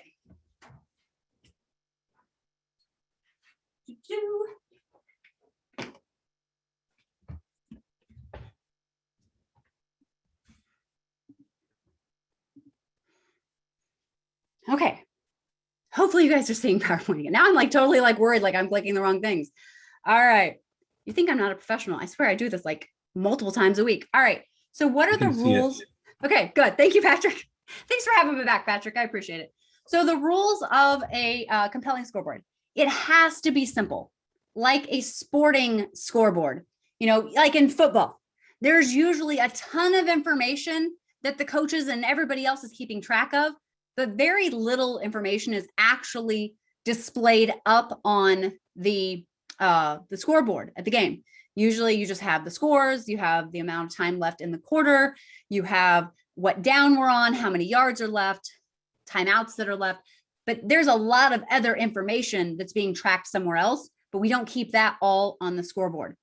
The second part of it is that it's visible to all players in the game, because quite frankly, if it's out of sight, it's out of mind.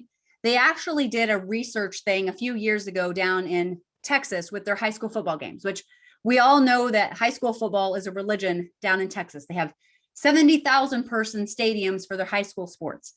And they did this experiment where the first half of the game, scoreboard was turned on, everything was working properly the way that it was supposed to. Then the second half of the game, a couple minutes into the second half, they turned off the scoreboard. And what happened was within about 5 minutes, the people in the stands stopped paying attention to the game. They started turning to the person next to them and having a conversation. And they started playing on their phone. Even though the game is still going on the field, people disengaged. Then the next thing was the players on the sidelines stopped engaging with the game. They stopped paying attention. They started talking to their friend on the bench with them or whatever. And then about 10 minutes in, even the players on the field stopped being as engaged in the game as they would be had the scoreboard been turned on. They could no longer look up and see how many yards were left in this down or what down we were even on. And the players themselves kept becoming engaged. If high school football in Texas is a religion, people can lose their attention. How easily are you losing your attention in your business because you're not having a scoreboard of where you are in relation to your goals? It has to have lead and lag measures, and it has to immediately tell you the score. You don't need to be able to spend time figuring out what's going on. Update it regularly so you can tell in 5 seconds if you're winning or not. The next one is to create a cadence of accountability. This is a part of a frequent cycle of accounting for past performance and making a plan to move forward. This is where execution happens and brings the whole thing together. I've talked accountability a couple of times already. Technically, or usually a WIG session, that's what we call them, is held weekly. The meeting lasts 20 to 30 minutes. It has a set agenda and it moves quickly. It's establishing a rhythm that happens every single week. So there's 2 rules to it. It happens the same day and same time every week. And the most important part is that the whirlwind, like as you're walking in, you could have just gotten a call that a listing, a transaction's falling apart right now, and you ignore that. You talk about whatever you came to talk about. And then as soon as that meeting's over with, because it shouldn't really last that long, then we deal with whatever happened. Because when you allow the whirlwind into your accountability session, you've just destroyed it. And it's not, you're not going to actually hold yourself accountable, and you'll get away from what you need to. There's a 3-part agenda. First, you're going to report on last week's commitment. I said I would do this, and here's what I learned. Next, review and update. Update your scoreboard and say, lead measures are moving, but the lag isn't moving yet. Maybe I need to double my efforts, or maybe I need to fix my scripts. Something has to change because I'm hitting these, but I'm not hitting those. And then lastly, make a clear path and a commitment for moving forward next week. Finally, you're going to want a time block for those commitments. If you say, I'm going to do this, I'm going to do that, and I'm going to do that next week, you need to go ahead and time block for those weekly commitments and make them happen, because we've all had weeks that are in the light gray and we're exhausted. If we have a week where we actually put commitments in our calendar and we follow them, we usually walk away with a lot more energy afterwards. All right, I'm gonna skip over that. Now what I want to get to is I want to show you an example of a top producer's daily schedule. Now, this is from research that was done a few years back. I think it was about 5 years ago, from about 2,000 top producers across the country. And what they discovered when they did this research was that top producers had a very, very similar schedule to each other. Now, these were 20 to 50 plus $1 million producers all over the country. I know that's too small to read, so I broke it up. So for these top producers' daily schedules, what we noticed is that most of them spent between 8 and 8:30 Monday through Friday prepping for their lead generation. They're getting their contacts and their materials ready. They're doing role playing, and they're putting the distractions away from their business so that whenever it's time to actually lead generate, no one's coming in and bothering them. We call it a bunker. Bring in your snacks, bring in your food, go potty right ahead of time so you can stay focused. Then between 8:30 and 11, they focused on lead generation. Now that's whatever lead generation looked like for them. For some people, that's going to be getting on the phone and cold calling and calling expires and FSBOs. For some people, that's going to be going out and doing door knocking. For other people, that's going to be working their farm. Everybody has a different thing that they work for their lead gen. So whenever I talk lead gen, too often people just turn off their ears. I'm not saying call on the phone. You pick your thing and you do that during this time. Then between 11 a.m. and noon, they're going to do business servicing. They're going to return emails, texts, and calls that came in during that lead generation time. They're going to ignore all those things until they get their lead gen done. And then they're going to service any listings, any buyers, and any pending transactions they have. Then the next part of the day, between noon and 1, they're going to have lunch, take a break, work, nourish your body, and then eat with a friend, a spouse, a coworker, eat by yourself if that's your thing, but take a break and take time for yourself. Then between 1 and 2 p.m., lead conversion. This is following up with potential listings and buyer leads that have already been generated and convert them over to appointments. If someone tells you they're going to list their house in 2 months, I can guarantee you better be following up with them in at least 4 weeks, if not 2 weeks. Usually once the idea is spoken out into the universe, I'm going to do this, and people set a longer timeline, they'll typically decide, you know what, I think I'm ready to go sooner rather than later. And if you wait 2 months to follow up with them, they've probably already bought or sold or did whatever they were going to. Also, I didn't think I had to tell people to follow up with leads, but I had one of my agents and I noticed she was following off her goals, but she was in there every morning generating leads for 3 or 4 hours a day. And I was talking to her, I said, Lisa, what are you doing? Why? I know you're doing your lead generation. Why are they not converting over? And she's like, oh, no. I just don't have time to follow up on the leads because I'm generating so many new leads. If you're generating so many leads, you don't have time for follow-up, slow down a little bit on the lead generation and make sure that you block time for the actual follow-up portion. Next, between 2 and 3 p.m., they're going to do that servicing again. Any leads or anything that came in while they were servicing, or if they didn't get to all the other stuff that came in when they were doing lead gen, now's the time to follow up with that. This part here between 3 and 6 p.m. is the hardest thing to get realtors to commit to doing. This says you're going to do everything you can, which we can't always happen, but most of the time it can, to set all your listing and seller appointments between 3 and 6 p.m. Too often I see people set appointments at 10 a.m., 1 in the afternoon, 4 in the afternoon, and now they're coming and going, driving all over town, trying to get focused again. Where if you just keep everything together and you drive from one appointment to the next appointment to the next appointment, you will, if we had more time, I would do this really cool paper clips and pennies activity with you, where it shows by staying focused on one activity and then moving to the next activity, you actually accomplish so much more than when you go back and forth between one activity to the next one and then back to the first one again. And then finally, this top producer said, you know what? I'm shutting down my phone no later than 6 p.m. Whatever your time is, that's fine. And just let your clients know, look, I'm not going to be available to you after this time unless we're in the middle of negotiations or there's some other extenuating circumstances. Too often we just let people have free access to our cell all the time. This is an example of a handwritten thing from back in 2017, but it showed all the steps that during that time that I was taking. Lead generation had to happen first in the morning. And then the erase and replace rule. If something comes off your calendar and you erase something else, fill it in with another business service activity. The next thing is remember to protect your personal time first. You're doing all this for a family, so don't forget to take care of them. And then make sure you get everything on there. And it could be like, hey, I need to leave, my listing appointment is so far away from my office, I need to leave 30 minutes early. Make sure you take note of that. Next, I have a homework assignment for you. Some of you will do this and it will be very eye-opening for you. I want you to go Google and get, you know what, Patrick, I could actually send you a copy of this. I actually have one, but it's a 5-day calendar broken out into 30-minute segments. And what I want you to do is to take it with you for a week and write down every 30 minutes what you were doing during that 30 minutes. Were you at a listing presentation?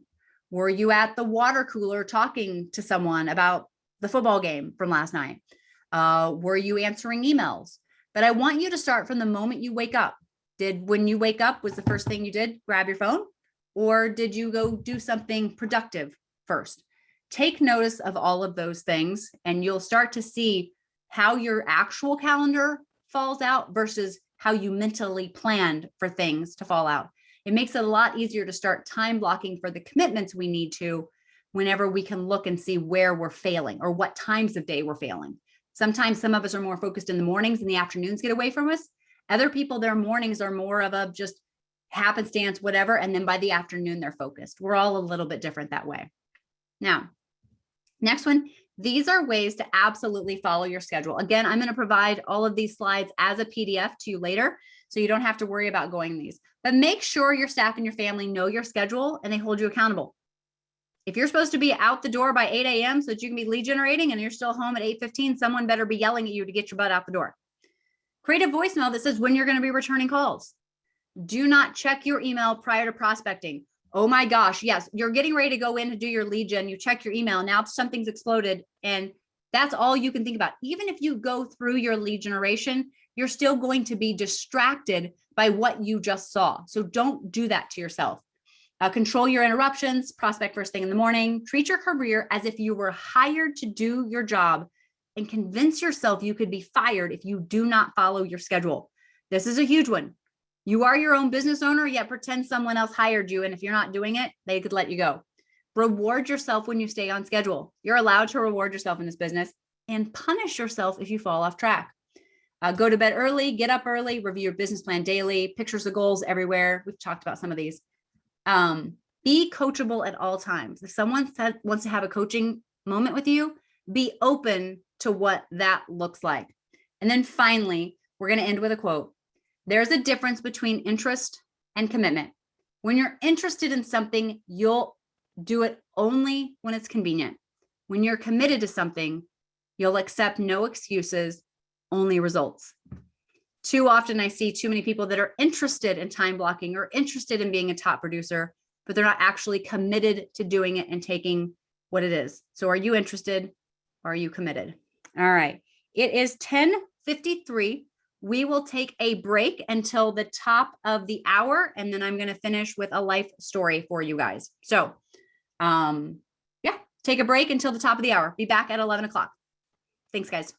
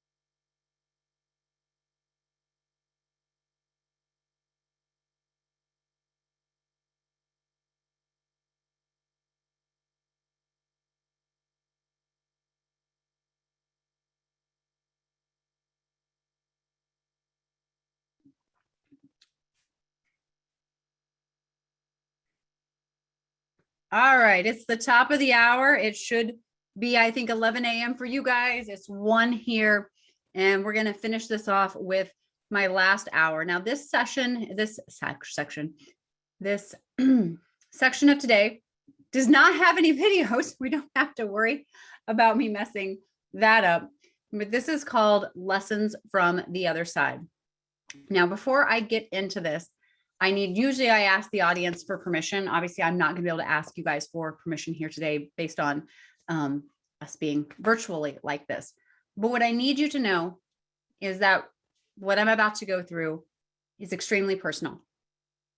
It's also extremely emotional.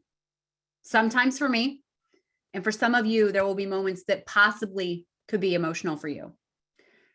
I need you to know this is something that I'm not ashamed or embarrassed about.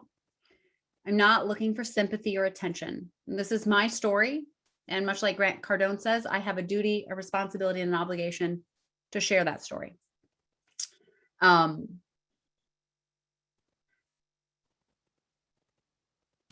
already gotten emotional. Wow. And you're like, where is she emotional at? So before I tell you all of the lessons that I've learned over my life and my time in real estate, I have to go backwards and tell you the story of my mom and the reason that I'm a second generation realtor in my community. My mom was born on a dairy farm, actually just about 3 miles that way. If you went through my back wall in my office, you'd reach the dairy farm that my mom was born on. She was the only girl. She had 3 brothers. And one day when she was 12 years old, she was going out to the barn, and there she discovered her father, who had taken his life. And in that instance, everything changed for my mom. She had to instantly become a secondary mom to her 3 brothers to help her mom through this time, how she didn't know what she was going to do. And her life would forever be changed by that. She graduated high school a semester early. She married my dad, and they were told that they could never have kids. Obviously, that was a lie, because here I am. My mom worked a wide variety of jobs. And I'll tell you right now, my mom was never the smartest person in the room, but she was almost always the hardest working person in the room. When I was young, she was a forklift driver at a cardboard factory here in town. Then she became a school bus driver.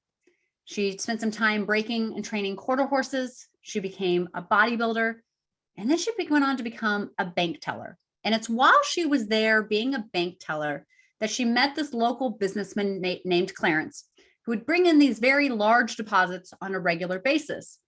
He struck up a friendship with her, almost like a second dad, and she struck up a friendship with him and started asking questions. And come to find out, he was a local broker of a franchise here in our community. He saw a lot of potential in my mom. It was the first time in her life someone ever looked at her and said, I think you could do great things. She was a single parent at the time. I was an only child who was 8 years old. And he taught her how to save up 6 months worth of living expenses so that she could go directly into real estate full time right from the beginning. Like, she had to make it work, or else there was nothing to fall back on, essentially. In her first year, she was Rookie of the Year in our local community. And by the 3rd year, she was the #1 producer in our community. And she continued to be the #1 producer for over 20 years in our community. She was your typical top producer. She was way too busy to be involved in the local association, the state association, especially not the national association. And she burned the candle at both ends. She always let everyone else take priority over her life. There became a time a few years ago where alcoholism started to show up in her life. It started out at 2:30 in the afternoon. She'd come back to the office and I'd smell something on her breath. And for the longest time, quite frankly, I gave her the benefit of the doubt and had just told myself, oh, she probably used some mouthwash that has a little bit extra of the alcohol smell to it. Then it became 1 in the afternoon. Then it became noon. Then it became before lunchtime. It was after lunch I could justify it, even though she didn't really eat that often. Then there became a day where we were showing a church to a local personal injury attorney in town, which is really like the world's worst combination of things, a church and personal injury attorney. And it was about 10:30 a.m. And from me to the window that's in front of me I could smell the alcohol in my breath, on my mom's breath. And she was slurring her words. And I said, "You outside now." And I said, "What are you doing? Are you trying to throw everything we've built away? Like, of all the people you could possibly be drunk in front of, not him." And she said, "You don't understand. This is how I deal with what I'm going through." I had to spend some time and decide what my life was going to look like. And ultimately, I decided I did not want that to be my legacy that I was going to live with. And so I ended up switching brands and I went over somewhere else. And while I was doing that, I found a new place for me in the association world. You see, I'd been burned out of real estate. I actually got my license when I was 8 years, or my license, not when I was 8 years old. My mom got in when I was 8 years old. I was writing contracts by the time I was 10 years old because I didn't make mistakes like my mom often did, putting a closing on a Sunday or misspelling the word refrigerator. I made my allowance, writing those contracts, doing all of our marketing growing up. And on my 18th birthday, I actually got licensed into this business. But I was also burnt out and said this wasn't the one thing I was going to continue to do. And as I tried to run away a couple of times, I got pulled back in. But I got involved with my state association first. They got me involved with the local association, and now I'm heavily involved with the national association. I'm actually coming out to California next week to go to San Diego for the convention. But I found these like-minded people. They came from a place of contribution. They wanted to help one another. And I really got re-energized into being in real estate. Well, fast forward a few years later, and it's the Monday after the Super Bowl. I had just come from a realtor salesperson of the year selection meeting because I was a past recipient.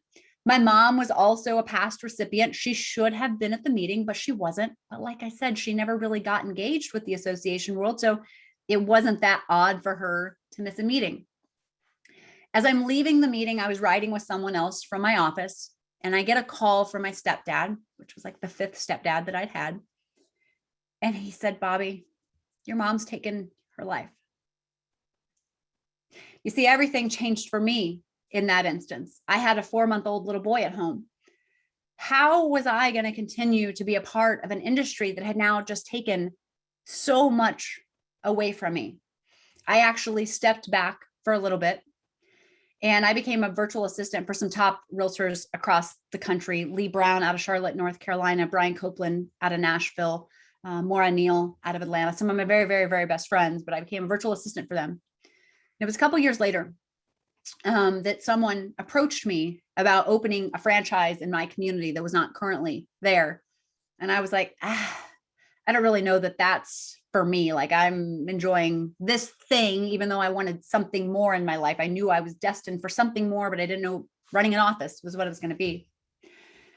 But I took it on a leap of faith that this person was going to hold my hand and walk me along. And it was about a year later that this person decided to leave Kansas City, move back to the California area. And I had an opportunity to take over their office in North Kansas City, which is about an hour from where I live.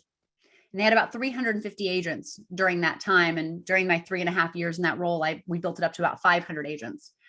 However, it was while I was in that role that someone asked me to come to another office during their sales meeting and tell my life story. And I said, sure, I can do that, thinking it's 5 minutes. My life's not that interesting. And I had my 5 minutes prepared, no big deal. And the day before this presentation, I ran into this person and they said, "You got your 30 minutes ready for tomorrow?" "What are you talking about? My life story is not 30 minutes long." And I said, "Oh no, I blocked out 30 minutes for you. That's what you're going to do tomorrow." And late that night is where I came up with the first iteration of what I'm about to go through with you. The feedback that I got from that made me realize that, quite simply, conversation around mental health, mental wellness is something we do not do often enough in real estate. And I needed to do more of it. I had a duty, an obligation, and a responsibility to share it. So what I'm about to share with you is lessons from the other side, my own stories and my mom's stories from our 30 some years that we have been in real estate. It's now 35 years that I have been in real estate. So here we go. You can do the math of how old I am. It's fine. Why is that not moving over? Just do it. Hang on. Technical difficulties again, Patrick. All right. First one, work-life balance is a misnomer. I need you to understand. And I'm going to say I need a lot. I don't need anything from you. I say I need in order to express how important I've seen it become in other realtors' lives, not just my mom's life. I've seen this play over and over and over again. So I would hope for you to have a true understanding that there are very few times in your life when you're going to have actual balance. Too often in our society, that's all I hear us talk about is I need work-life balance. I want work-life balance. And yet there's very few times in our life when that's actually going to happen. For most of us, we will have automatically, especially being in real estate, we will have a very work-heavy life for good chunks of our time. And we need to understand that those sections of our time are going to suck. And just accept the suck, because the sooner you accept it, the easier it is to deal with it. However, we all need one of those Staples easy buttons. It says pause, where we take time for the life side. That's the thing that I've noticed more than anything in real estate is that we don't take time for the life side. What is the purpose of business if not to fund our perfect life, no matter what that looks like? But if we're not taking time to actually experience that life side, what is it all for?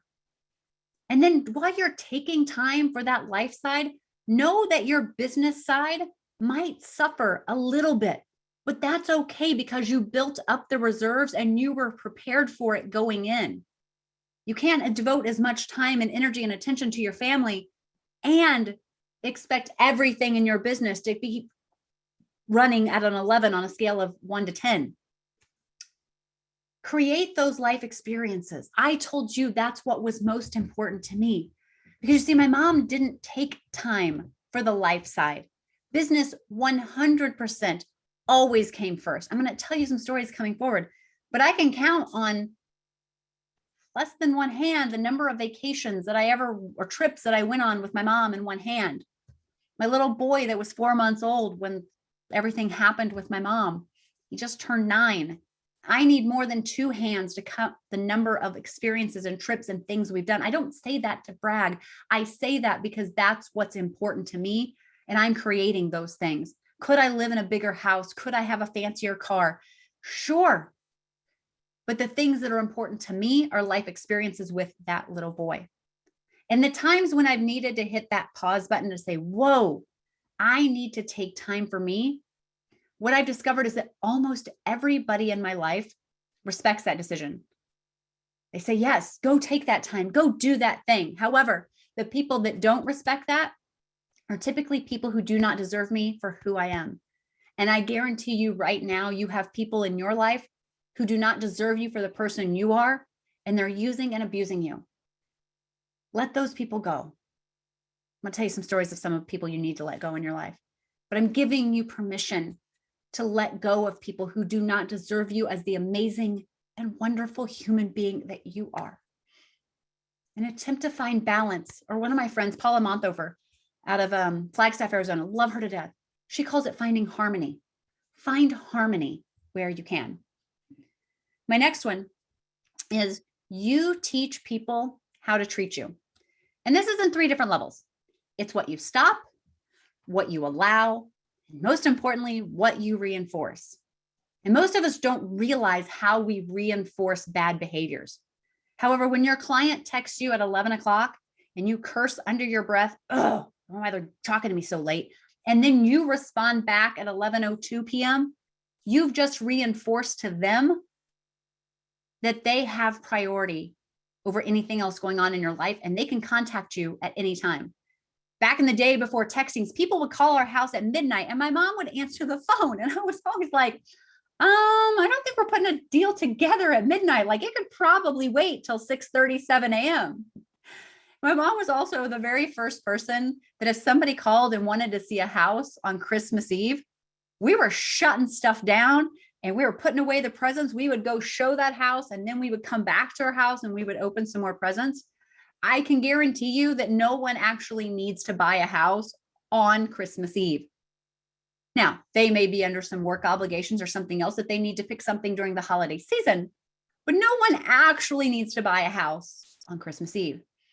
I thought I had always become really good at setting boundaries and guidelines and knowing how to say no to my clients so they knew what the expectations were.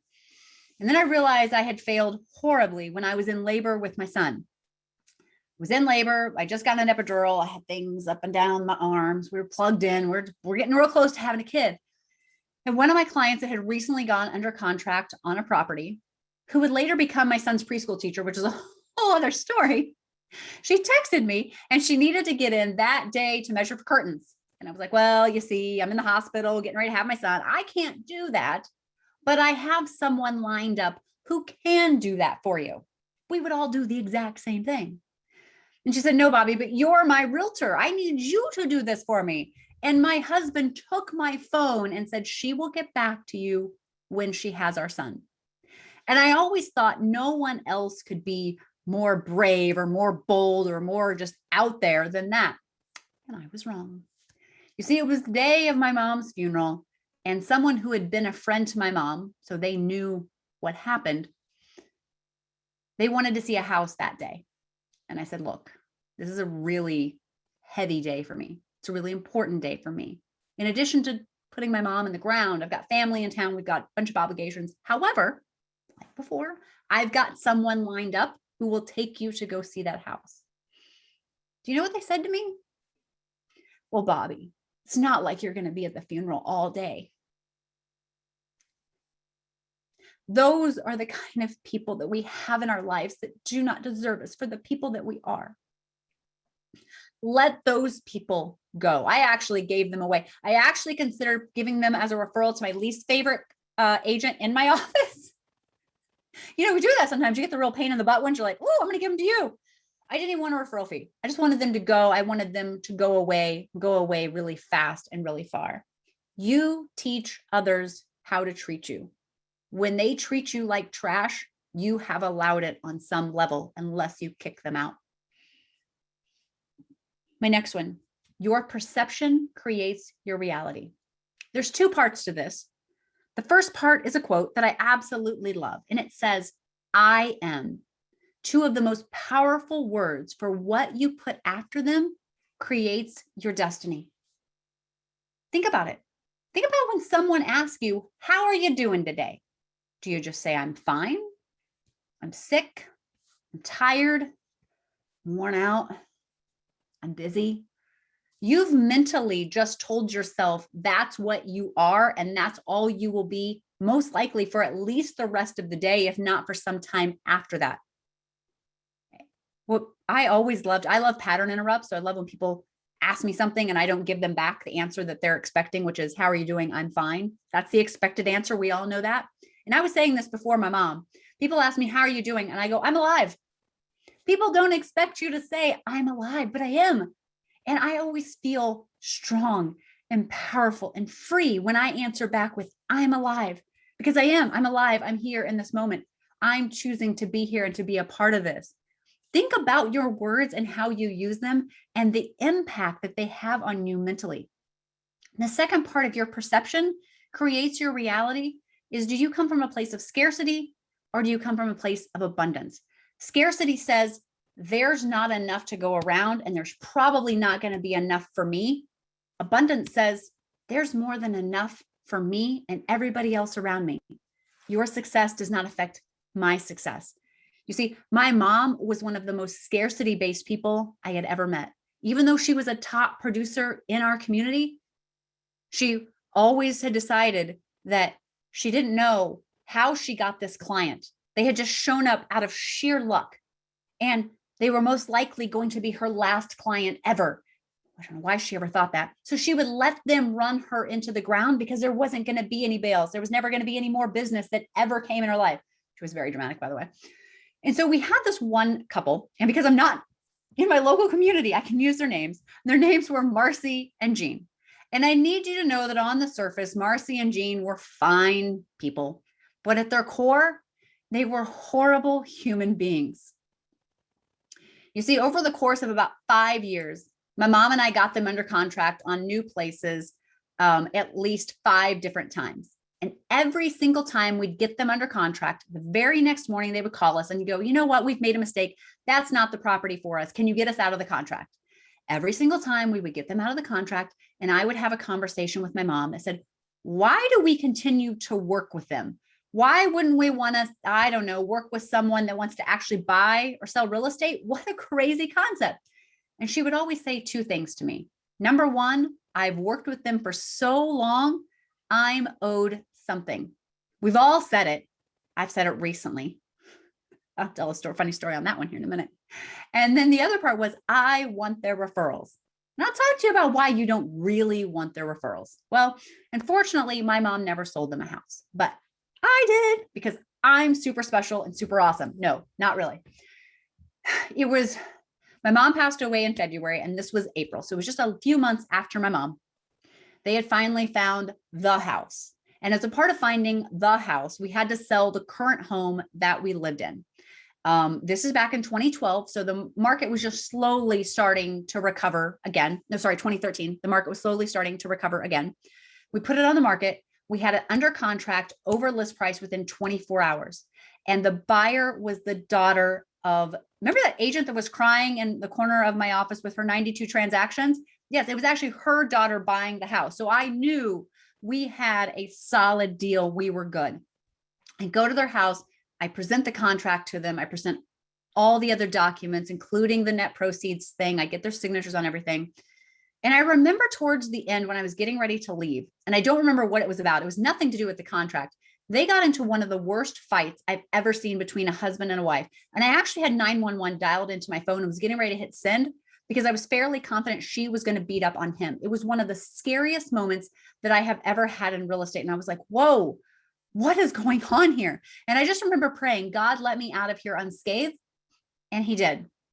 And then we were about 2 weeks before closing and I got a call from Marcy and Jean. And you see, you always got a call from both of them together because you couldn't talk to one of them and not the other because you might tell them something that you didn't tell the other. So they always called the other. It was always Marcy and Jean, always.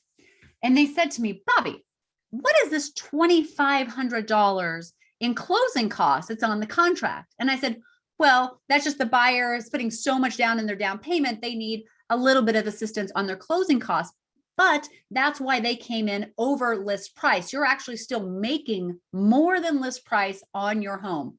Well, Bobbi, we would have never agreed to that. And I said, no, it's on the net proceeds that I had you sign. It's right there. You did agree to this.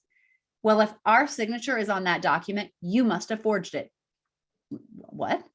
And we're not selling this house and we're not buying the other house. And I was like, oh, yes, you are. You've now been a part of my life for about 9 years and I need you gone. You know what? I will pay the $2,500 on your behalf just to get you out of my life. You guys, I would have given up every dime of commission to just get them gone. Because quite frankly, at that point, I viewed their money as dirty money. I wasn't making anything. I was losing so much money. And for nothing else than the stress and the turmoil and the aging that dealing with Marcy and Jean did to me. I just kept hearing my mom in the back of my mind going, I'm owed something and I want those referrals. Do you want to know why you don't want referrals from people like Marcy and Jean? You are the sum total of the 5 people closest to you, which meant the people that Marcy and Jean would have referred me to were the sum total of Marcy and Jean. I didn't want any more Marcy and Jeans ever again in my life. I remember when I fired my very first real estate client.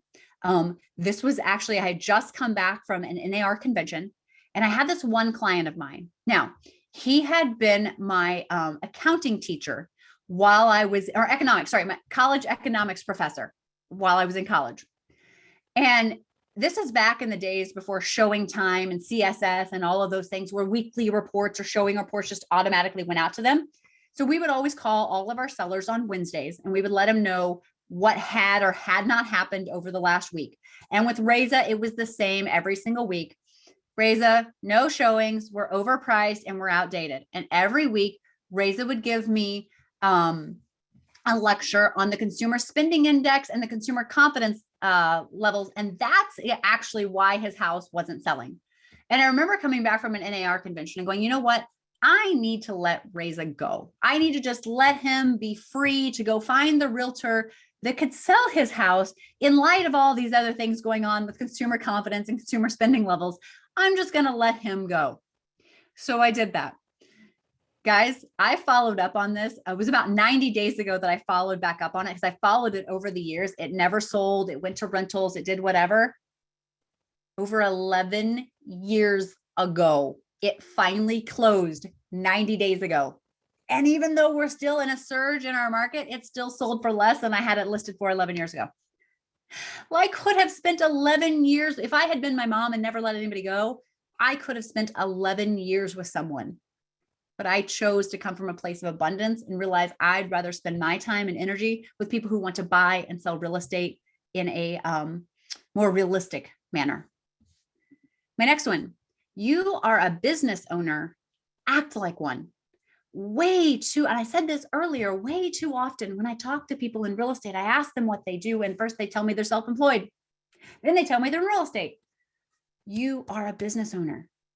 I can tell you right now, based on the number of leads you're generating in your business, whether your business is growing, staying stagnant, or dying. There is a direct proportion between those two things. I had a conversation, it was probably about a year ago now, with an agent, and he'd been in the business for about a year. And he came over as the CEO of a local hospital before he got into real estate. And he said, Bobbi, you don't understand. I'm not a lead generator. And I said, Kevin, do you mind if I coach you for a moment? Remember I said earlier, be coachable at all times. Do you mind if I coach you for a moment? You are a lead generator. You have to be a lead generator if you are in business. We were sitting inside a Caribou Coffee. I said, how does Caribou keep its doors open?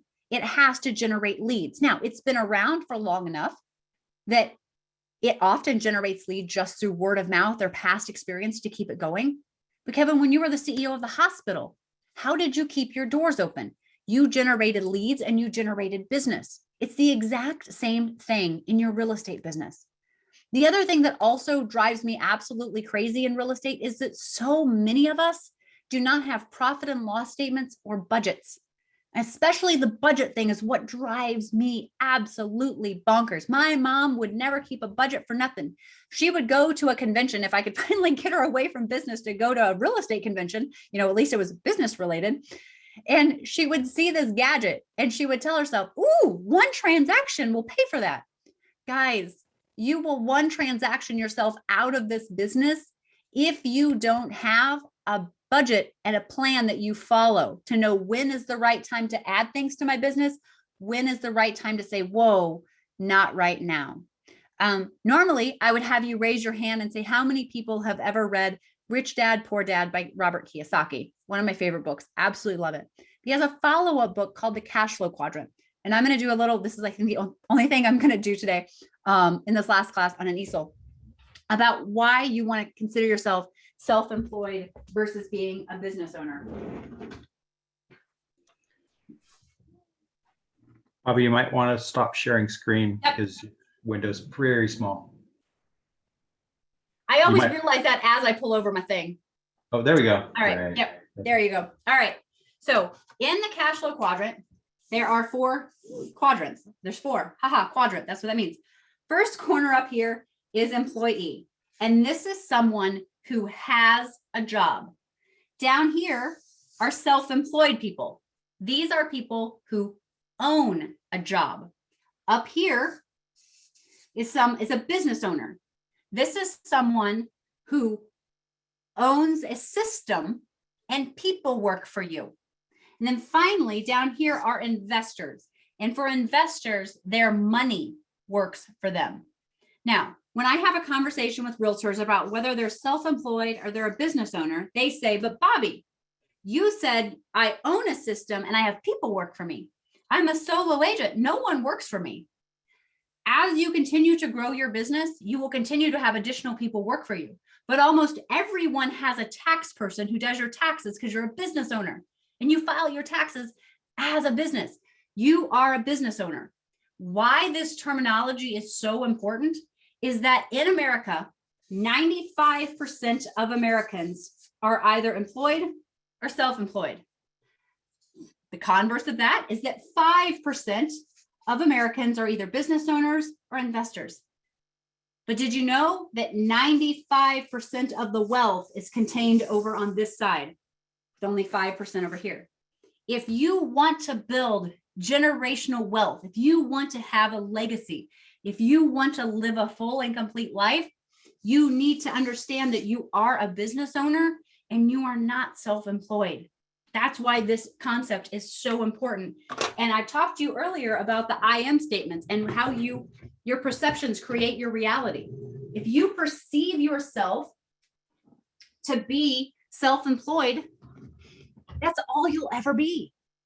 Understand that you're a business owner and act like a business owner. I will share screen again, the right screen. All right, the next one. Face your fears. Now, fear can stand for one of two things. It can stand for either forget everything and run, or face everything and rise. Now, pretty much everything I've told you up to this part has been a miscoming or a failure of my mom. They weren't real failures. It's just how she operated, how she acted. But I will tell you right now, my mom was the most fearless person I've ever met. When she was about 25 years old, she had dreams to become a professional cliff diver until she crushed her tailbone. She spent some time being a bodybuilder, and she actually went on to become Miss Missouri in bodybuilding in 1987, wearing this little bitty tiny bikini and these big old muscles. She had 3% body fat the day of competition. She wasn't scared of getting up on that stage and showing off all of her hard work she had put on. My mom became a top producer in real estate, and she had graduated high school a semester early, never went to college. She had no sphere in this community whatsoever, but she was fearless. She put in the work. She did the effort. She did what she had to do. Growth happens outside your comfort zone. You need to get comfortable being uncomfortable. Everything you want is typically on the other side of fear, and you have to get past it. One of my husband's very favorite quotes that he likes to throw into my face whenever I get I get in my emotions, is worry is interest paid on a debt that may never become due. How often do we sit and waste time being afraid or worrying about something that never actually happens? Stop doing that. Start running towards things. Make mistakes, but fail forward. Learn from those mistakes, because you never actually fail when you make a mistake, except if you give up. I remember whenever I was running my office to 500 agents, but this was really early on. This was my first 90 days. And it was tough. I had no idea what I was doing. The guy ahead of me had taken off to California, and the guy who was now my boss, he was distracted. He was running his own office in addition to being my main owner. He was distracted by his own things. And it was the toughest thing I ever did. And I had no idea what I was really doing. And so every day on the drive home, I'd be like, all right, I'm calling Lucas tomorrow. I'm quitting. I can't do this. This isn't me. This is somebody else. And I would get home that night and I would sleep. And on my drive down the next morning, I would be like, you know what? I got this. I can do this. And I would get in the office and I would put my head down and I would do my work. And at the end of the day, I was beat up and I was going to quit again. I knew it. I was going to quit. After about 90 days of that, wanting to quit, I broke through. I broke through the ceiling that had been there for me. And what I discovered when I broke through that ceiling and I became a new me, because I faced my fears and I kept hitting them head on, was I created a new floor. I never went back to that person that I ever was before. And this has all happened within the last 5 years of my life. I don't even recognize the person today that I was 5 years ago. So often we think that 5 years is such a huge amount of time or a small amount of time, depending on the way you look at it, but that we can't completely reinvent ourselves during that time. And I guarantee you, you can completely reinvent and change everything about your life. 3, 5, whatever time frame you give yourself, but you can do that if you just face your fears and keep pushing through. I've actually broken through a couple of other ceilings and I look back down and I'm like, I am so thankful that I just kept pushing through. You can do the same thing if you just face your fears. Next one. Oh, this is one of my favorite ones. Don't judge your insides by other people's outsides. What's going on their outside tells you nothing about what's going on their inside. You know, Facebook syndrome is a very, very real thing. We see all these people living their perfect Pinterest life, and they got all these other things going on, but we don't realize, I'll show the iceberg. We don't realize everything else that's going on. Everyone is facing a private battle, and we just don't understand what it is. If you'll notice, there's this iceberg illusion, which is a lot like the 80-20 principle.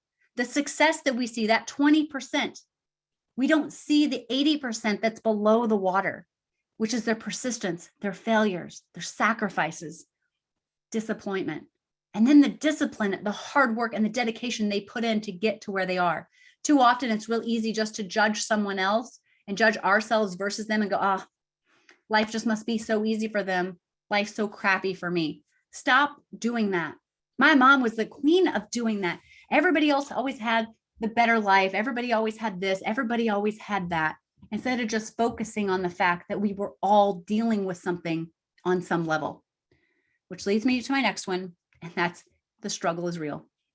I know it's a trite saying and we say it all the time. However, the struggle is real. We need to become better, speaking to myself, about being vulnerable and being transparent. We have a duty and an obligation to come together as people, to connect with other people. I know the times in my life where I've been very transparent with what's going on in my life, where I'm struggling. Usually I'll find several other people who are going through the exact same struggle. And they're like, oh my God, me too. I thought it was just me. Too often we keep everything bottled up inside of us and we think it's just us. You know, my mom's story is very reminiscent of that of Kate Spade, Anthony Bourdain, though you could see Anthony Bourdain's demons if you watched him, but especially Robin Williams. Robin Williams was a comedian. How could he have so many demons that he needed to take his own life? When everything happened with my mom, we went out to I was always the one person who knew this is how her life would end, unfortunately. And we went out to my mom's farm and I asked the coroner, I said, will you be able to do an autopsy and tell me, was she on, had she been taking her antidepressants? And her husband, he'd been her husband of 2 years, said, antidepressants? What antidepressants? And I was like, come with me. They had his and hers bathrooms. So we go into her bathroom and we pull out 2 large gallon-sized Ziploc bags, probably about 75 bottles worth of antidepressants. Even her own husband living with her did not know that she was battling depression. And then as far as the community as a whole, no one thought that Nancy, who was just such a bubbly, happy person, taken real estate by storm in St. Joe, Missouri, could ever take her life. They actually called the FBI to accuse my stepfather of murdering her, which I think was one of the hardest parts to deal with this in all of it, because I knew that she had actually done this. I was the one person who had seen through and she'd been vulnerable with and she'd been transparent with. Now, I didn't think this was going to happen when it did happen. Some things had been going well in her life. However, it did happen. The next one, it takes a village. We often say it takes a village in regards to children. However, we all need a village. And there's 2 parts to your village. There's who's in your village and whose village you're in.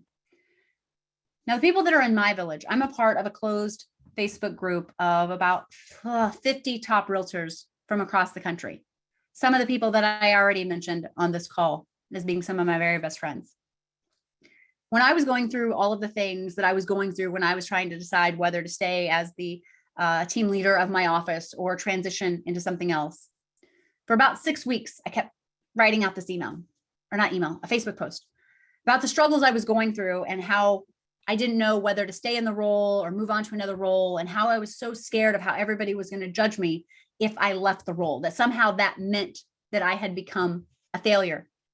I now know my life is so much better now than I could never have imagined. I was never going to be a failure. But I've been about 6 weeks writing this and I delete it every time. Like, they're just going to judge me. They're going to judge me. And finally, one day, I had had enough. And this is after I'd been in the role for about 3.5 years. And I posted it. Several people had suggestions. Several people had ideas. But a lot of people just said, hey, Bobbi, whatever you decide, know that I love you. That's what I needed. I needed unconditional love. My love for my mom had always been conditional. She always told me I was too fat, I was too ugly, I was an embarrassment to be seen in public with her. She only loved me when I looked right or I was right.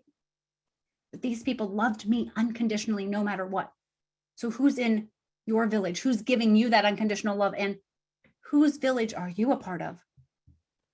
When's the last time you picked up your phone and just texted someone and said, hey, I love you? Now, if it's your spouse, they're going to think you're up to something. So don't do that with your spouse. What did you do? But just tell someone you love them. See, I'm a part of another Facebook group, but it started out on The Bump, which is a place for women that are pregnant. It's when I was pregnant with my son. We started out on this birth month message board with all the women that were due with babies in October of 2012. And we eventually transitioned over to a Facebook group. And there's still about 150 of us together. We've been together for almost 10 years. Well, actually over 10 years because we started in February. Wow, I'm old, guys. It's fine. No worries.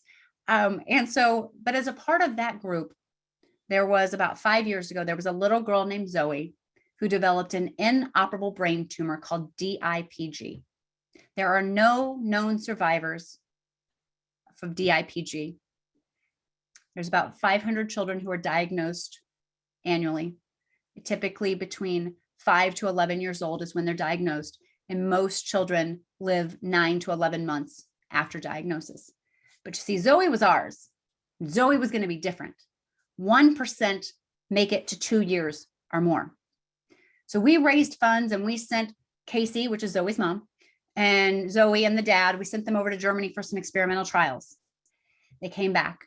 Then we raised some more money to send them to Mexico for some more experimental trials because we knew Zoe was going to make it. Fortunately, Zoe passed away 1 day short, 2 years. She died on July 4th.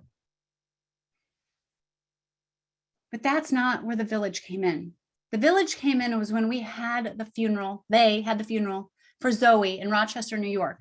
Of those 121 or 150 women in the group, 120 of us from around the country showed up to be that village for Casey. My mom didn't have a village. She didn't have anyone checking on her, and she wasn't checking in on anyone else. So I implore you, who's a part of your village and whose village are you a part of? And reach out to someone today and tell them that you love them. My next one, take time for those who matter most. I know you know this, but sometimes we all need to be reminded. This is your family. This is your friends. And this is you, because you matter. Kick out those people who bring you down.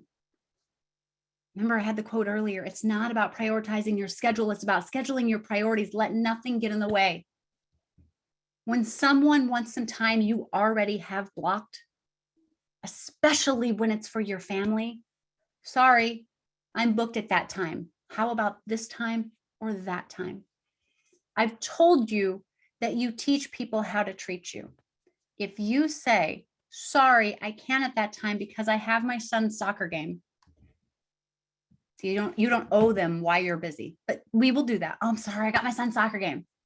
There are certain people in your life that will guilt you into doing what they want you to do, even though it means missing your son's soccer game. And once you do that one time, you've just taught them that they're more important than your own family. And every other time when they come back to you and you already have a family obligation scheduled, you cave because you've already showed them.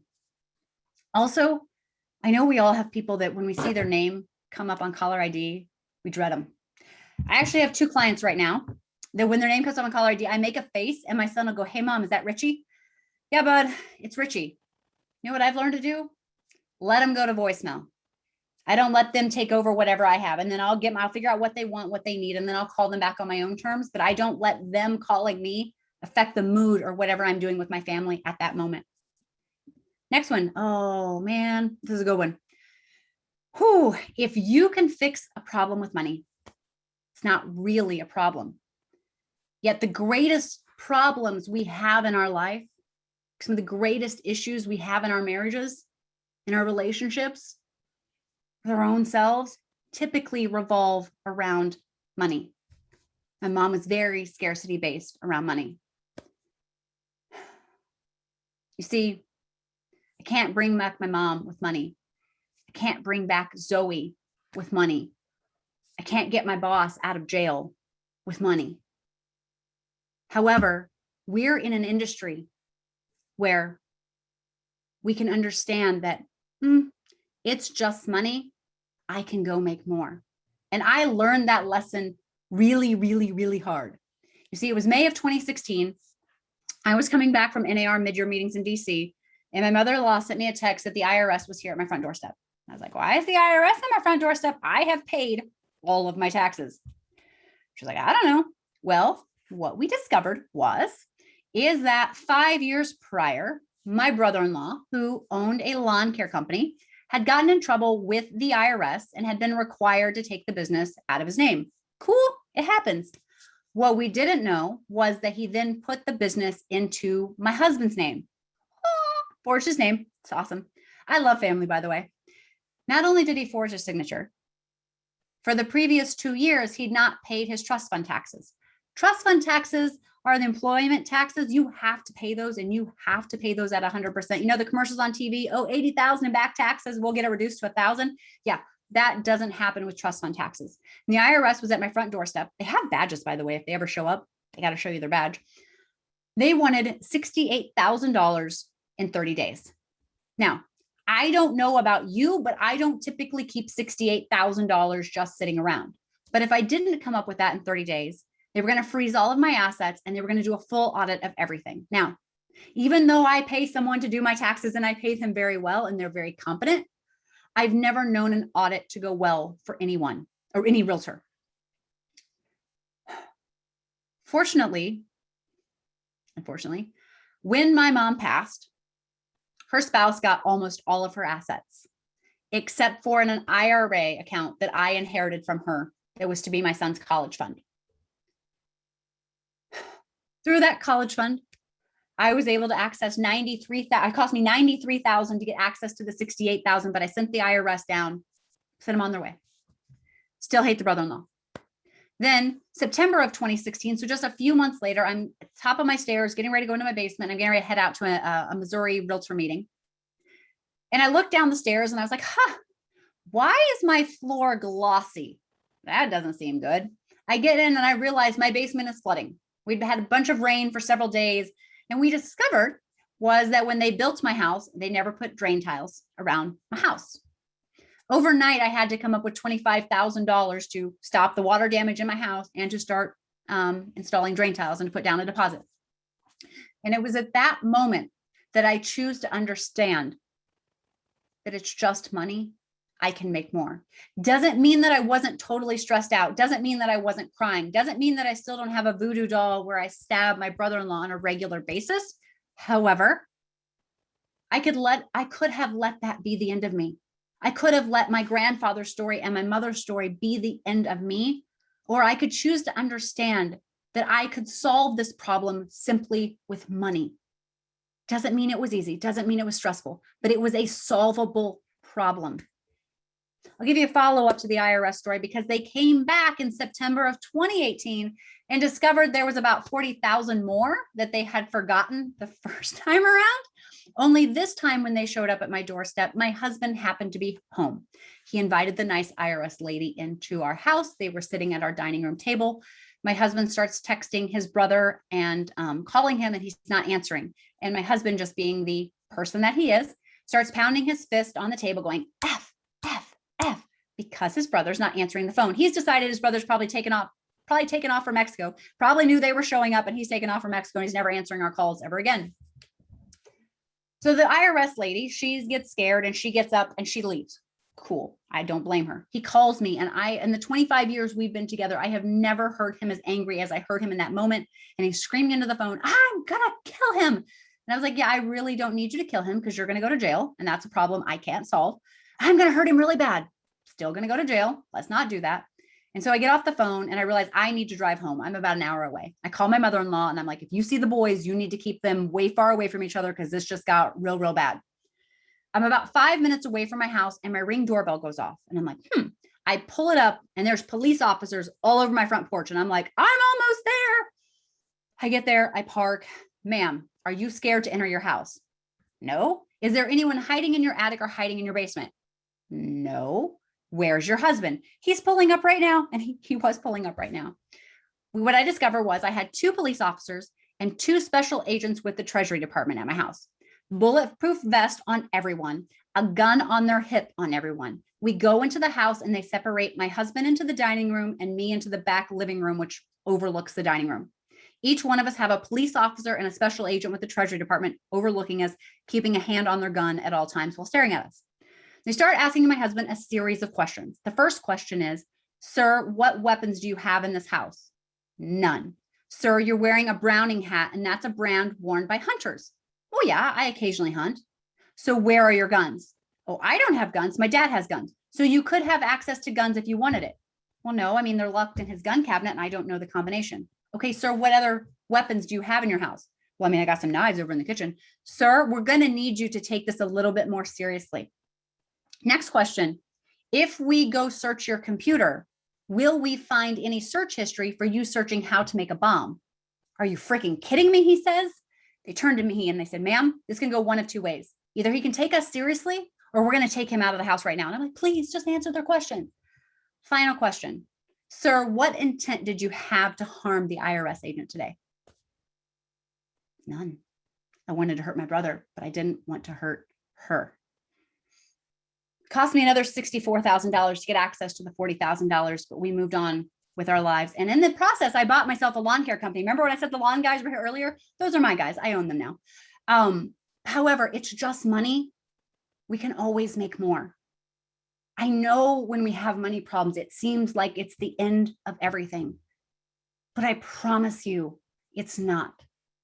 There's always a way. And in the industry we work in, we can go make money. Remember those employees and self-employed people in our thing earlier?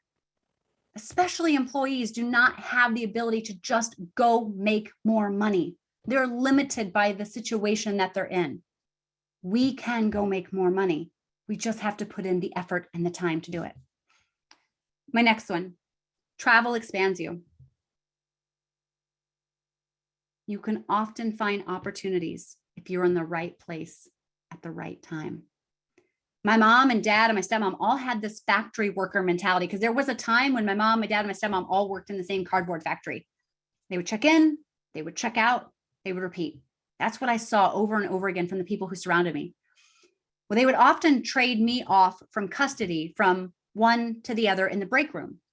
And I was probably about 6 years old at the time. And there were these gentlemen that had come over from Japan to fix the machines, and they would often be in the break room when I was there. And they spent time with me and I got to know them. And I became really curious about travel and the land that they were living in. They taught me how to do mazes. So you start at the end and you work your way back to the start of a maze on a piece of paper. They gave me yen, which I still have in this beautiful pouch in my thing. It inspired something in me. Travel expands you. It makes you a different and a better person. I told you my mom, less than this, as far as trips she took. There's a Mark Twain quote that I absolutely love that applies to this. Travel is fatal to prejudice, bigotry, and narrow-mindedness. And many of our people need it solely based on those accounts. Broad, wholesome, charitable views of men and things cannot be acquired by vegetating in one little corner of the earth all one's lifetime. Get out, travel, expand your life. Next one, your health is your most valuable asset. It's trite, but it's true. Your health is your wealth. Your body is a temple. And so when I'm talking about this, I'm not just talking about diet and exercise. I'm talking about your mental health. I'm talking about keeping a journal. I'm talking about your spiritual health. I'm talking about taking care of your health and yourself as a whole. Never stop growing. If a plant stops growing, what's it doing? It dies. Become a student of life. Give yourself the growth plan that I did with you during the first hour today is absolutely one of my favorite activities. for allowing yourself to grow. Like I said, I put crocheting on there. I didn't succeed at it, but it's a funny memory. And yet I'm going to come back and I'm going to do it now. Become a student of life. Read a lot of books.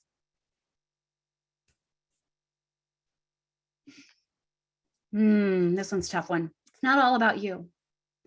Are you that person that listens to someone else's story, but you don't actually listen to the story because you're already thinking about how you're going to respond to them? Are you the one-upper? Goodness sakes, my mom was the biggest one-upper I have ever met in my entire life. Every time I told her about the amazing day I had, she had an even better day. Or if I had a really cruddy day, her day was always worse. I could never beat her. Do you come from a place of competition, or do you come from a place of cooperation? Because if you come from a place of competition with everybody in your life, you're going to lead a very miserable life and just be angry about a lot of things that you shouldn't. And finally, so that we can end this on time, never take anyone or anything for granted. You see, I told you that I always knew my mom's life was going to end the way it did. I didn't want it to, but on some level I knew it would. I didn't think this was the time because she'd gotten married again. They had some land. They just built a barn. She had her horses again, finally. She had some cows. She had some chickens. And yet, it wasn't enough.